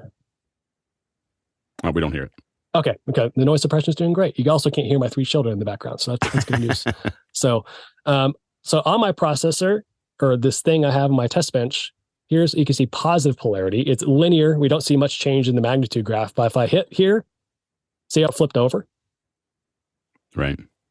That would then show me negative going polarity first. So that's the first place I can look at something is my impulse response right here. And that's basically showing amplitude over time. but it's going through something, it's taking the raw waveform, like we're used to seeing that drawn, and then running a Fourier transform on it and then flipping it over to this. So we use math from this dead French guy in all of our audio analyzers to show that to us. We can also see in the phase graph, if I put it back to where it was, this line is showing everything's arriving on time. It's flat here at 0 degrees. So phase is cyclical, right? And if I hit my polarity switch, we see it pop over to 180 degrees off, but I didn't see a change in magnitude. This doesn't change the level of the signal, just the relative timing. No, absolutely. Did you have anything else in that deck you wanted to show us? Sure. So this is my little test setup right here. And basically we've already talked a lot about it in the intro, but I'll just keep going from here. But this is it. If anything, I want folks today who might be scared of the squiggly lines or like, well, I just use my ears, man. Just like this tool isn't meant to replace your ears. It's to help give you confidence and data when you're doubting your ears or maybe they're challenged. And so I just want to encourage that this is a learnable tool. It's a learnable skill set and really a lot of fun. And just getting to throw things on the test bench is pretty cool. So again, that Fourier transform is Jean-Baptiste Joseph Fourier. So all that says is all complex waves are composed of a combination of simple sine waves of varying amplitudes and frequencies. And I got this from the good folks at Rational Acoustics with their permission. Just wanted to get that out there. I highly recommend their SMAART Operator Fundamentals online class. Not only teaches you SMAART, but all the fundamentals of measurement here. It's on YouTube for free. It's awesome. But anyway, so basically all this software is doing is taking the signal in and breaking it apart into its constituent sine waves. So just like we saw earlier in spectrum view, you're seeing my voice pop around. So it's a complex waveform of all these harmonics on top of each other and just breaking it apart to show me level over frequency. That's all that's happening. And so we're just basically tearing it and putting it in this domain so where I can see it. So then think about like, okay, that was a single channel measurement. What we did at the top of the show is a dual channel measurement. So with the single channel one, we're asking, well, what is this thing? So all it can tell me is like, here's the signal that's coming in. But you can see way down here at, below 125 hertz, I'm not reproducing that, but my air conditioning and the road noise outside is doing that. So a single channel measurement can't tell me what it's comprised of, other than we just see it moving in accordance with my voice. It's just saying, hey, here's the signal. But the beauty of a dual channel measurement is you can say like, well, what happened to it in our device and our system? How are they different? And then also, how are they the same? So with this, our single channel, we look at the waveform and then it brings it over to amplitude versus frequency with the FFT. We can actually go backwards with the inverse Fourier transform, which is fun. So with dual channel, we can look at amplitude versus time. And we also looked at earlier, a little bit later, magnitude and phase versus frequency. So now we can get more granular about exactly what changed between my pink noise going into my system, then arriving at my microphone. So why dual channel? So with a reference for our measurement, we can tell the arrival time of the direct signal. So we can say the propagation. So this might be helpful for aligning front fills versus your mains. I can tell the timing offset. We can also extrapolate signal from noise. So everyone knows that pink noise is the maiden call of the vacuum cleaner when you're on site. So like I feel like half the time I try to go tune a system, especially on political gigs, like I start tuning and then like they start, and of course, and I can't get anything useful out of my system. Well, they think there's a lot of noise. No one's going to notice if we start vacuuming now. Exactly. Yeah. And so I even had a tech the other day on site. It was a stadium thing, and he was helping me run microphones, and he put one way up in the stands, and I just see this like not constant level coming in. I hop on radio. I'm like, hey, are you talking right now? Like he's just like sitting there talking to his friend right next to the microphone. I'm like, yeah. So you can't worry about that. Don't worry about that microphone. Yeah. So anyway, then it can also help you tell direct from reflected energy. So we all. I haven't done a show that's not within a space, whether it is outside, you have the floor, you have other noise, you can have reflections. So we can all spot those things and learn what they look like and make decisions based off having a dual channel measurement. So we have to sync them up. And that's what I did earlier is we need to bring them in alignment with each other. And what that looks like is we have the two waveforms. We can't compare things that are in time. So if I have this red box and we have two different chunks of the same waveform, but out of sync, our reference just goes boop, moves it over, and now it's referencing the same point, and now we have accurate data. So all that being said, this is the setup we have today, and we can start to run these measurements on that mystery processor, So if you don't mind, we did the polarity one. I just do a couple other changes on the processor and just start to look at this data a little bit for it, and then we can jump to other questions. That sound good? Yeah, absolutely. Wonderful. So again, this is our single channel view, and we saw our 3 inputs, my mic input, my mystery processor input, and then my loop input. And the loop input is serving as our reference signal. So this is basically the pink noise coming out of my interface and right back in. And that's what we're comparing what's happening on the other 2 channels to it. So we go back here. I'm going to bring I'm going to leave my polarity inverted, which you'll see in a second. So I'm going to bring in another separate processor in this chain, this measurement loop, and we'll see what happens to it.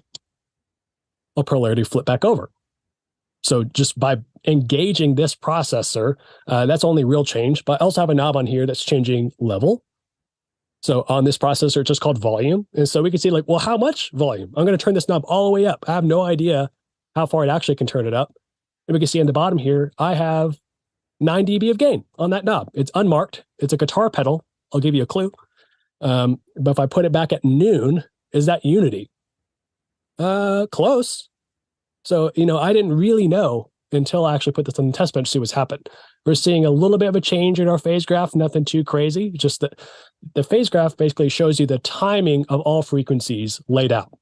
So if it's flat, it's on time. If it's downward slope, it's behind. And if it's upward slope, it's ahead. So equalizers have this own weird thing of phase shift. You can actually have it where it looks like the outputs before the input. We're not going to get into that crazy stuff today, but let's run through 2 more processes. So this guitar pedal also has an EQ on it. It's a tilt EQ, but it just has like tilt up, tilt down. I don't know the maximum gain amount. Let's find the corner frequency. So I'm moving this, and I can see like, okay, my center tilt point is right above 1K, and that's the full. And now I can bring it up. And I'm like, okay, now I know that maximum gain range, but it also has a switch to bring it to a different point. We switch that, and now I see it move down. So now it's about 200 hertz. Then I can bring that up. And lastly, at the very end of the chain, I will bypass this guy, bring the polarity out. I have a low cut filter. It says on here it's a high pass filter, but it says it's at 80 hertz, but it doesn't tell me the filter slope. I don't know if it's Butterworth, Linkwitz-Riley, 2nd order, 12th order. Let's see. Looks like a pretty gentle slope to me. So this looks to me like a 1st order Butterworth filter. Not a lot of phase shift, not a lot of cut. So just by putting a measurement signal through these pieces of gear and just seeing what happens, I can learn a whole lot of stuff that's either unclear in documentation and just practice reading this data faster. So to give it away, this is what we're measuring. My bass pedal board. Right. So the Thumpinator isn't in line. That's basically a glorified high pass filter, but we were using the tilt EQ on the Diamond bass comp. I was using the volume knob right here. On the J48, we're flipping polarity here, inverting polarity, using the low cut. And lastly, this minus 15 dB pad. Is it actually minus 15? Let me bring this out. Bring us right back down to unity. Or we're just above. We're 2 dB over. Let me hit that. And yeah, we're at minus 13 or so. So yeah, this is accurate. So anyway, it's just a fun way to look at your gear, at least for me. No, I find that it's much easier to understand when I'm starting to measure things, whether it's through scopes or through meters. It's much easier to understand what the gear is actually doing, when you're doing that. Like we learn a lot in video. Like I learned how gain and lift and gamma, all those things, by looking at the scopes, yes. and it's scaling from the top. Oh, it's scaling from the bottom. Oh, yes. It's grab, like now I understand what those things look like. Go ahead, Marty, you have a question. Yeah, hi. So this is really interesting because there are questions that come up very often is we have an audio chain, we have a microphone, we have an audio interface, we have a computer, we have software. Yeah. And how are each of these different components or links in the audio chain affecting the audio? Is, where can I find where the distortion is or where a phase difference is? And so you're showing some very helpful ways to not just look at how to measure loudspeakers and systems in a room, but how we can actually look at our electronic signal chain and see what changes there are and what's impacting and what piece of equipment might work better or sound better than another piece of equipment. Absolutely. Yeah. And when we talk about speaker systems, so you've mentioned stadium systems, which could be a line array, something like that, where there's a series of boxes hung in a vertical array. And it's interesting to note that not all of these speakers may have the same signal in them.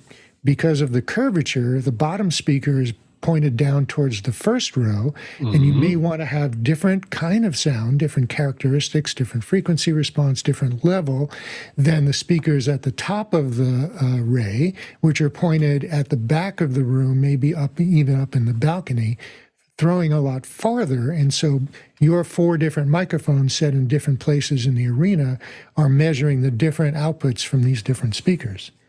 Exactly. Let's go ahead and jump to the questions. We've got a lot of questions stacking up. So we're gonna go ahead and jump to the first question. We do have a ton. The first one comes from Andy Kokendorfer in Viera, Florida. What's the best method of measuring speech intelligibility in conference rooms or presentation spaces? Thanks. Yeah. So there's this speech transmission quality index, STI. There's also Alcons. I'll be brutally honest and say I really don't end up using that a lot. There's a fancy way to get like really specific data from like an acoustical standpoint. But I have a feeling if you slide that across the table to a client, like, look, we achieved 63% Alcons, they're going to be like, I still can't hear in the back. And so I would say this is still an important thing to get to and have some qualitative data. But I guess I'm not going to quite answer your question, but I would say like, well, how can you ensure that you can hear across the conference room? And I would say, well, so principles are, if it's echoey, we need to get the source closer to the listener. So we can improve the signal to noise ratio by moving speakers closer to people. We can get less energy off the walls and off the reflections. So Fulcrum Acoustic makes a passive cardioid main box. So that's 10 dB less low end off the back of the box. It's bouncing around in the room. So choosing a speaker that's going to do something like that. So I wish I had a better answer for you as far as that specific process with STI.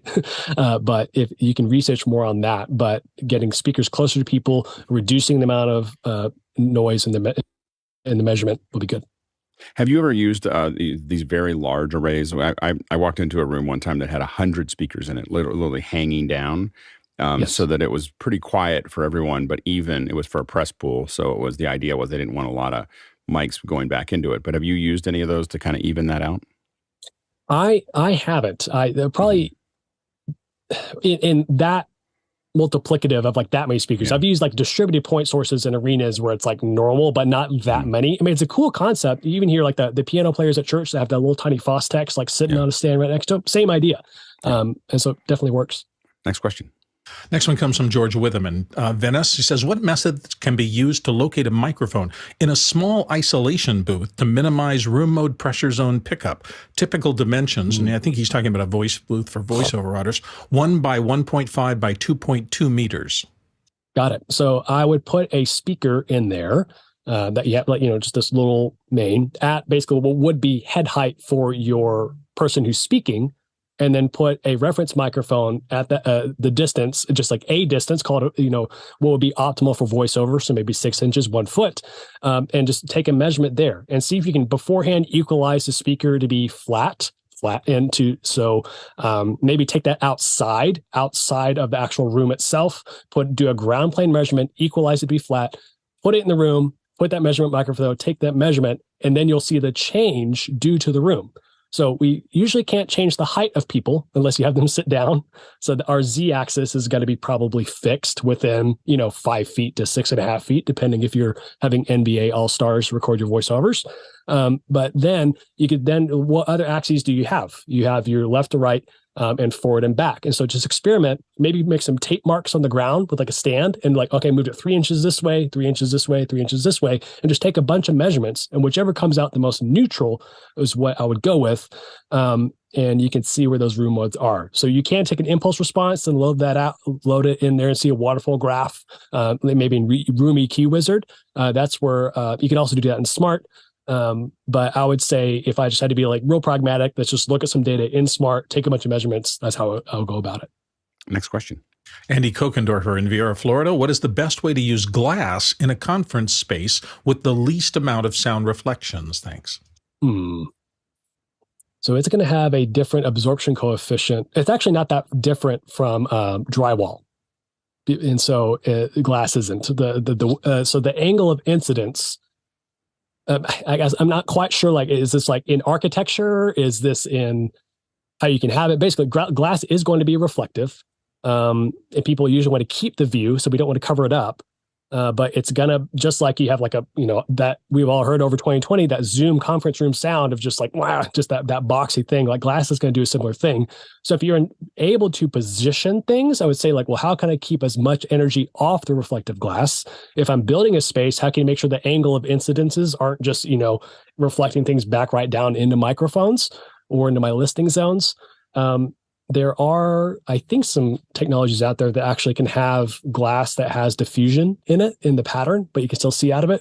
I think that's really expensive and probably fairly esoteric to employ, but it's one of those things. It's just hard to beat physics, and it's a hard reflective surface that's going to bounce stuff back. So actually, next week I have one in a museum that's entirely glass on this, and it's going to be a fun one. Hey, Michael, if I could ask a question. Go for it. In my recording booth for voiceover at one point, we had angled glass to try to eliminate that. Does canting the glass at different angles have an effect? Absolutely. And so I would say a cube or shoebox, don't do a cube, a shoebox with certain ratios in mind is a good thing to have. People think, well, I don't have parallel surfaces.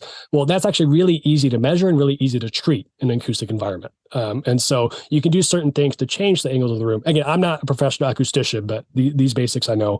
But again, it's the angle of incidence, the total reflection path, and at what point is it coming back into the microphone versus the original signal is going to determine the amount of comb filtering.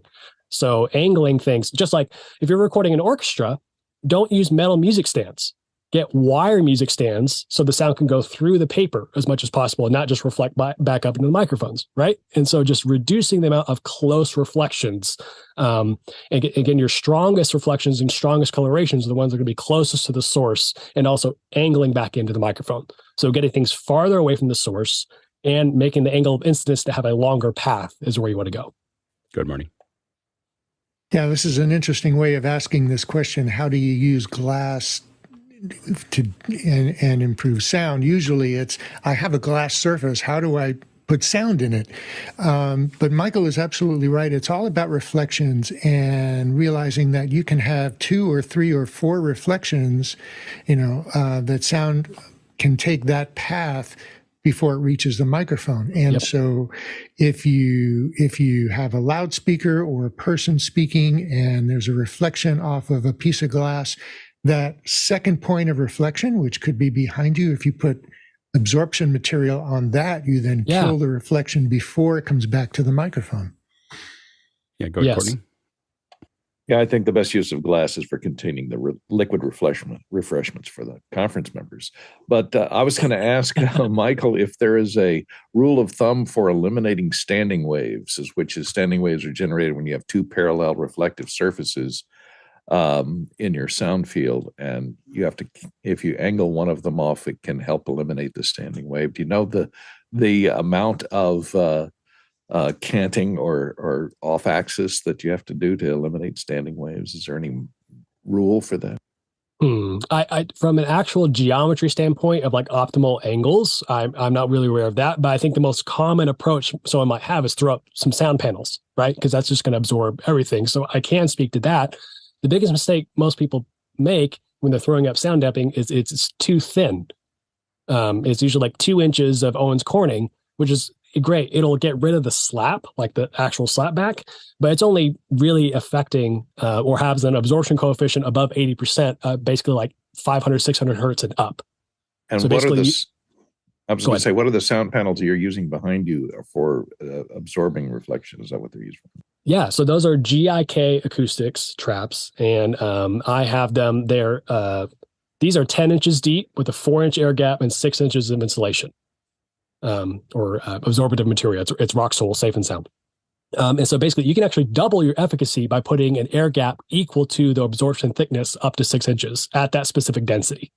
So that's one thing. Even if you have 2-inch thick panels, just get a French cleat or some way to make them a little bit off, and you can double it just by putting a 2-inch panel with a 2-inch air gap, 4 and 4, 6 and 6, again up to 6 and 6. But not a lot of people like eating up a cubic foot around their entire room as well. So there's some trade-off there. The next question. George Whittam's up next from Venice, California again. Is there any value at all in doing traditional acoustic treatments in a typical prefab voiceover booth, or do the small dimensions break the math models? I mean, anything's better than nothing. I'll put it that way. Like I've never been in a bathroom that I like the sound of, especially not like and so it's that small room basically multiplies the problems of those reflections. Again, going back to our earlier principle, a small room means the reflection path is very short to the original signal. So that's why we're going to have a lot of interaction. So two sources interact most when they're closest in signal. So that's why, going back to when if we're aligning speaker zones, if I'm aligning my front fills to my mains, basically the speakers down front and the lip of the stage to the mains, I'm time aligning them when they're closest in level, because that's when someone's going to hear them the most. So going back to our room acoustic analogy, there isn't a specific point in which the math just breaks. It's just going to be worse and worse the smaller you get, depending on the dimensions that you have. So if you like, this is all I got, I have to make it work, then put as much absorption in there as humanly possible to make it happen, and absorb that. But the thing is, okay, if it's the human voice, most people are going to get below 100 hertz, so you don't have to worry about having a super deep panel to get down to 40 like I do in my room. So that may mean like, okay, I can do like a 3-inch deep panel with 3-inch air gap behind it, or maybe 4 and 4, and still have efficacy down in that range. Next question. Next one comes from Mickey Makachor in Manila in the Philippines. Why have a system target that is not flat? That would mean that the same mix on a different system may sound thin or boomy. Why not make the mix sound as intended from the get-go? That's a great question. So doing a lot of corporate stuff, my mix, in addition going to the main PA, is going 1,000 other places: a press pool, the video roll record, the stream, the royalty-free one. And so we need to make sure our mix in and of itself, before it leaves the desk and goes to an acoustic environment, sounds good in and of itself. So that's why I'm always metering before it's going to the system. I like Isotope's tonal balance control plugin, just to kind of give me like a general shape that I can follow, whether I'm mixing dialogue or music. So you're thinking like, okay, now it's going to pass into my system and come out. As you saw, there's a 15 dB rise of 63 hertz versus 1K in my target curve. That's a lot. But the best answer for like why that target, I think it sounds good. That's really it. And when I hand systems to other engineers that use a system, they're not asking me for a lot of changes. In a live environment, if we look at the A weighting minus, or C weighting minus A weighting of live music versus recorded music, that difference is about 6, maybe 8 dB. And so we're having to take an account for that C minus A, C taking the full frequency spectrum, A weighting taking basically 100 hertz and above, into account with live music. So we usually want at least a 6 dB boost, but most music-oriented gigs, folks like a really nice full low end. And then I have that slight drop off from 1K on up, so it takes a little bit of the edge off. So it's a warm system without being too covered. And I still feel like at all, like most SPLs, it still translates. So make sure your mix sounds great before it goes anywhere. So meter it digitally or loop out analog in your interface, and then use your controls across your processor, your matrices, whatever, to shape those zones to your desired tonality. So in many ways, you're quantizing your taste. Yes. Okay, next question. Yes. Andy Kofendorfer in from VR, Florida. Can you please recommend some lower cost audio quality measurement tools? Thanks. Absolutely. And I got a whole YouTube video on this. It basically provides like a 3 tiers of like, if you're just starting, if you want to level up a little bit, and then like basically what I have now. So I would say, let's start, you need a measurement microphone, you need software, and you need an audio interface. I don't like to buy in multiple generations. So I would start, if you can swing it with a 4-channel interface, so you're not having to go with like a 2 and then upgrade to 4 later. So I have right here on the table, the Audient Evo 8. 4 channels, has a digital loop back. So I actually use that as my reference source and I can still get 4 microphones in it. It's $199. Like, it's really affordable. And so if you want to go even more affordable, the 2-channel version of that, the Audient Evo 4 is $129 last I checked. And it's 2 channels, but it still has a digital loop back. So you can still get 2 microphones in it, which is great. Next question. Next question comes to us from Mickey Makator again. In the Philippines, how important is it to optimize signal to noise in the measurement, from increasing the level of the reference signal in the room to using quiet and accurate preamps and audio interfaces? Dolby says no to Scarletts for measurement, for example. Oh, yeah. So I debunked this one on the channel as well. I maxed out the preamp on the Evo 8. And it has 55 dB of gain available, and I ran a transfer function to compare it in 10 dB increments, the noise floor, and the coherence is still at 99%, meaning the noise from the preamp in and of itself is negligible.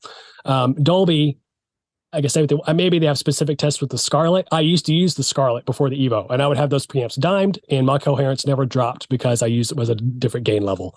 Again, I'm not trying to say anything bad about their engineers. There may be some units, maybe the 1st or 2nd generation Scarletts versus the 3rd, maybe didn't have as good as specs. But all that being said, when people say, oh, there's noise in the preamp, they're basically monitoring a source upstream of that, or downstream, I always get those mixed up, upstream of that already has noise that's just merely getting louder. It's not the preamp that's noisy. It's just amplifying the noise that was already there. So that's that point about the measurement interface. When it comes to signal to noise ratio in the room, you need to be at least 10 dB above the noise floor. So first thing I do is I pull up a spectrum measurement, and that gets you 90% coherence, not including reverb, is if you were 10 dB above the noise floor. And so I'll pull up spectrum view, and I'll put my microphone at its gain value, and I'll set it in the room, and I'll just look at the noise, the resting noise. And then I'll put up my generator, and I'll just push it up into where it's sitting at least 10 dB above that at my desired frequency range. Again, in some arenas, like the AC's running at 60 hertz, it's just like, whoa, and it's like impossible to get it over without killing people. And so at that point, I'll usually tune the mains, band limit it to 100 hertz and above, just get it above that. And then I can just band limit the test signal down to subs. That way I'm not having to blast it and get it above that noise floor. So at least 10 dB, 20 dB is amazing. You can get, I think up to like 98% coherence at 20 dB of the noise floor. So don't go more than 20 dB above the noise floor is what I'm saying. Next question. Next one comes to us from Robert Soji in Los Angeles. When the sound quality of a given space is different at different locations, what are a few methods to solve this type of problem? So is this help me intuit this? But is this like different venues have different tonal characteristics acoustically? I think what he means is different locations in the room. So how do you tune that? You know, if you have different quality in different areas based on absorption, reflection, et cetera. I love it. Okay, yes. So we have to clearly divide what's within our control and what's out of our control. So what is out of our control are room modes. I'm not getting out a jackhammer and moving walls around, right? And so room modes are, depending on the room size and Schroeder frequency and all this crazy stuff. But basically, this is going to be most common in the low end. Basically 200 hertz and below, we're going to have these peaks and valleys, depending on what's going on. I guess the room dimensions, with the way it interact with each other. So we can't control that. So if I see in one microphone position a big bump at 63 hertz and another one, another dip, I'm not trying to well, what do I do? Do I EQ it out? Do whatever? Like that's just a anomaly in the room. So I usually leave sub 200 hertz, sub 150 hertz alone, unless I'm seeing that in every mic position. And that's why it's important to take more than one measurement, again, if you have time, because you can start to compare different points. So look at your data. If you're seeing wild swings in the low end, that's probably because bad room acoustics. What you do have control over is the top end. So that's usually, am I pointing a speaker within its, coverage angle? Let's say I have a 90 by 90 degree speaker. Everyone in the audience needs to be within that, pie of coverage. So I can control where that speaker is, what level it's at, where it's pointed. And so if there's wild swings in tonality, it's my fault if people are outside of the coverage. Sometimes people sit in places where they didn't tell me they're supposed to do, and I have to throw up something real quick. But that's the beauty of prediction, is you can in advance get a feel with the speakers that you have assigned to you on a show. How is this going to lay out? Again, things always change on site, but having these principles instilled in you and having a base level plan can know okay, this is going to be the weak point that's designed. If they move the barricade up, people are close to the stage and need to add these front fills. So basically being proactive knowing that you really can't control a lot of low end unless it's consistent in all mic positions, and then focusing on placement and knowing your speaker specs. And then EQ is your last line of defense. So for instance, with the line array, if I usually have 4 zones, I would usually have 4 processing channels to even that out. Get it right in the design first. I can use EQ on the top end of those speakers. They maybe have the top boxes throw a little bit farther, have a little more top end, and maybe shade down the top end in the bottom boxes to help provide a more even experience. Are you ever modeling the rooms ahead of time? Like yes. Actually building acoustic models of those rooms? Well, let's see. I'm doing it in Ease Focus 3, so not like the full acoustic Ease modeling. Basically, since I usually can control the acoustics of the room very little, it's usually unless getting acoustical data measurement in advance is usually not helpful for the type of shows that I'm doing. If it's a long-term install and we know we're going to be adding sound, that's great. But most of my gigs on site, it's like, here's a portable system. We're doing the show in this room for one day and it's gone. So there's very little I can do on site to change the acoustics other than knowing, okay, it's really reflective. Let's get speakers closer to people. Oh, it's pretty controlled. I can have a little bit more leeway. So that's usually the sphere of influence that I have. But I always do a model of at least the speaker coverage and levels and timing and all that stuff. Next question. Jesse Mills, San Francisco Bay Area, would like to hear your philosophy on the importance of phase before and after measuring and utilizing transfer functions. So phase and magnitude are both important, but magnitude wins. It settles the argument. I'll put it that way. So if you have 2 sources that are interacting, we have to worry about their relative level to each other. But let's say we have a decision to make about our mains, our front fills, and our subs, and then phase alignment between them. So phase, again, is the time arrival over frequency. So if we have, usually in a loudspeaker, high frequencies are going to arrive first, and then low frequencies are late to the party, just like the bass player. So it's like this roll step. So what used to be everything arrive at like a hard transient, it's now being spread out over time. And basically, knowing this about loudspeakers, we can do fancy things like FIR filters and other things to kind of make it flatter. But let's say we have a main speaker, front fill, and a sub. I want my mains and my subs to have equal phase response when they're equal in level. So we need to find out where they're equal in level and make sure they're lined up. Let's say I have a front fill and it's under spec'd. And it's like, I need to pull a lot out of this speaker. And what's an easy way to get more gas out of a speaker? Ask less of it by setting less frequencies to it. Well, I'm already getting a lot of low mids off the main array. How about I put a high pass filter on my front fill that's right next to my sub? It is very close to it physically, but I need to ask you more of it. So instead of 100 hertz, which is like the normal crossover from this particular system subs to mains, let's move that up to 200, 250, since I'm already getting low mids off the mains, and I need to get more out of that front fill.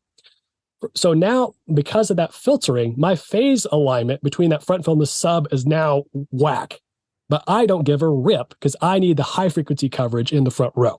So phase is important when sound sources are equal and level. I want them to be overlapped when they're in coverage or when they're equal and level. But sometimes you can break that rule because level wins. Like the low mids on the mains are louder than that, little dual 6 front fill could ever be.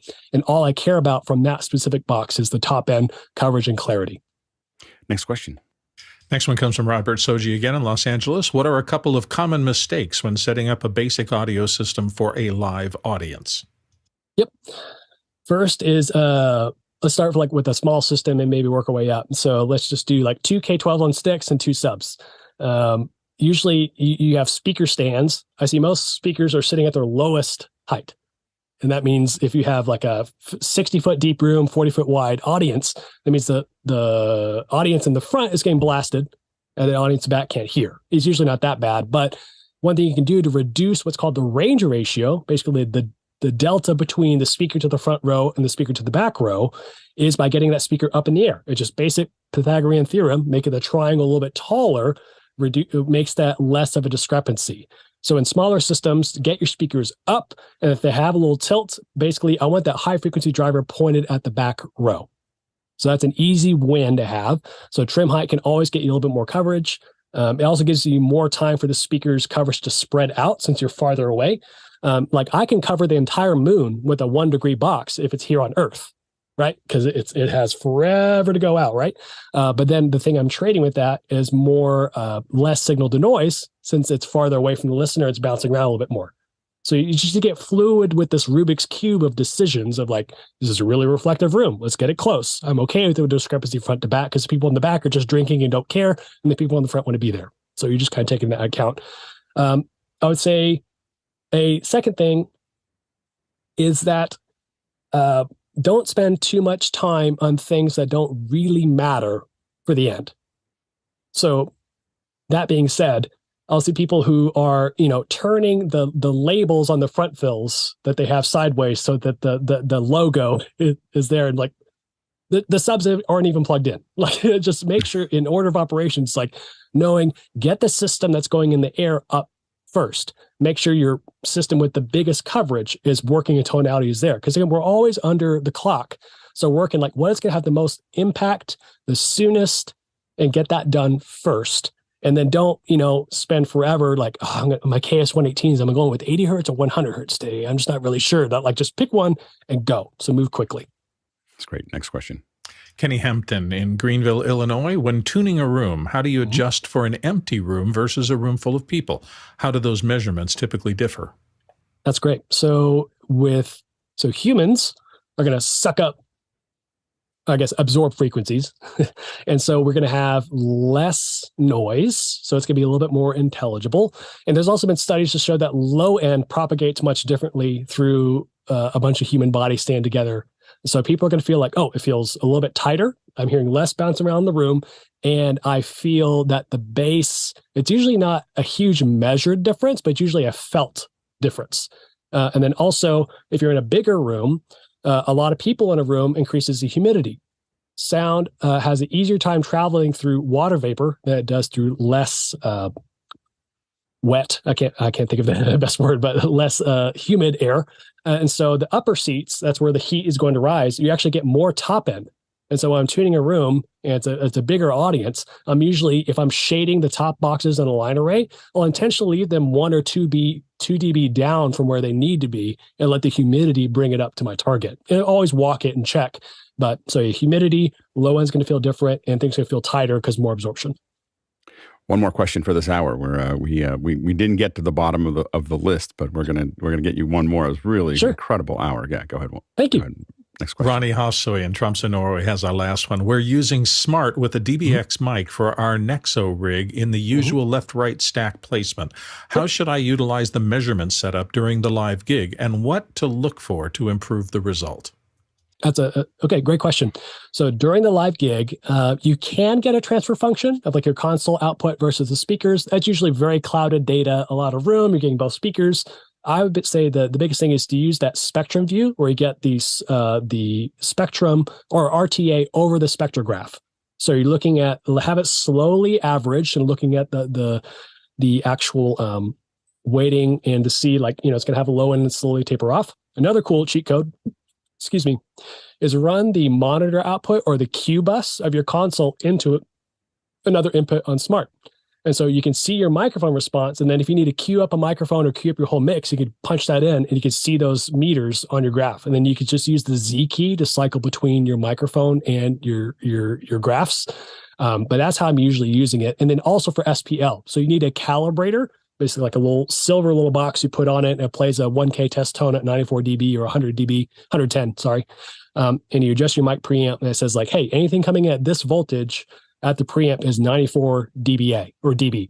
And then you can measure SPL. Usually keep that with me at front of house. If it's more stringent conditions, maybe like a speed limit at a festival, you can place a few of them around. So it's monitoring SPL, looking at your spectrum and RTA and spectrum graphs, then also having an easy way to send anything from my console into SMAART, so I can look at that as well. Michael, it's a credible hour. Thank you so much for your time.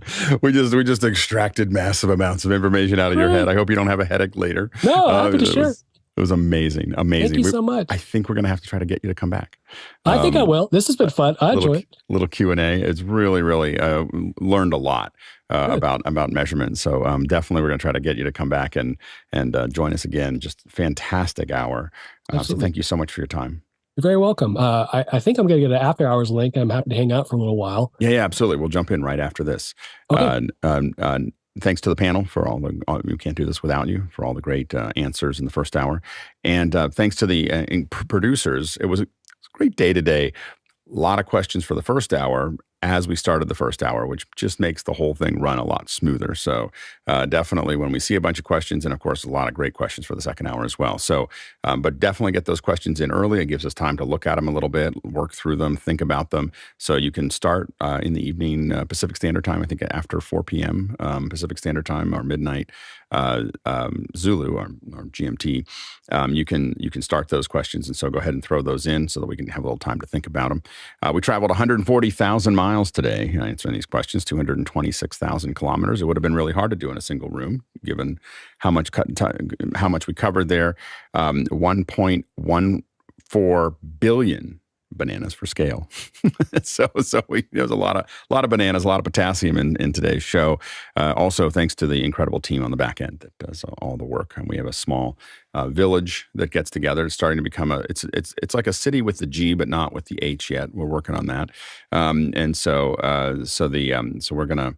It's just an incredible team that comes together every day, all week, developing the back end, organizing folks to come in, figuring out how we're going to do all of this stuff, and then actually the live team that puts it together. So thank you so much for your contribution. All right, we're going to go ahead and jump into After Hours.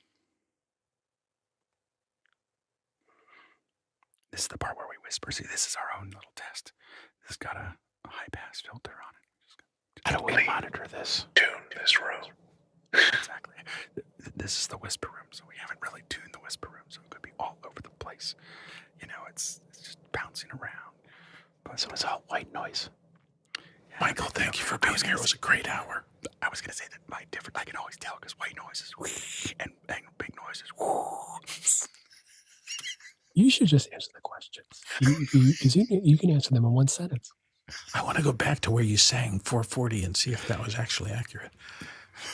It wasn't. It was a C, not an A. All right. There we go.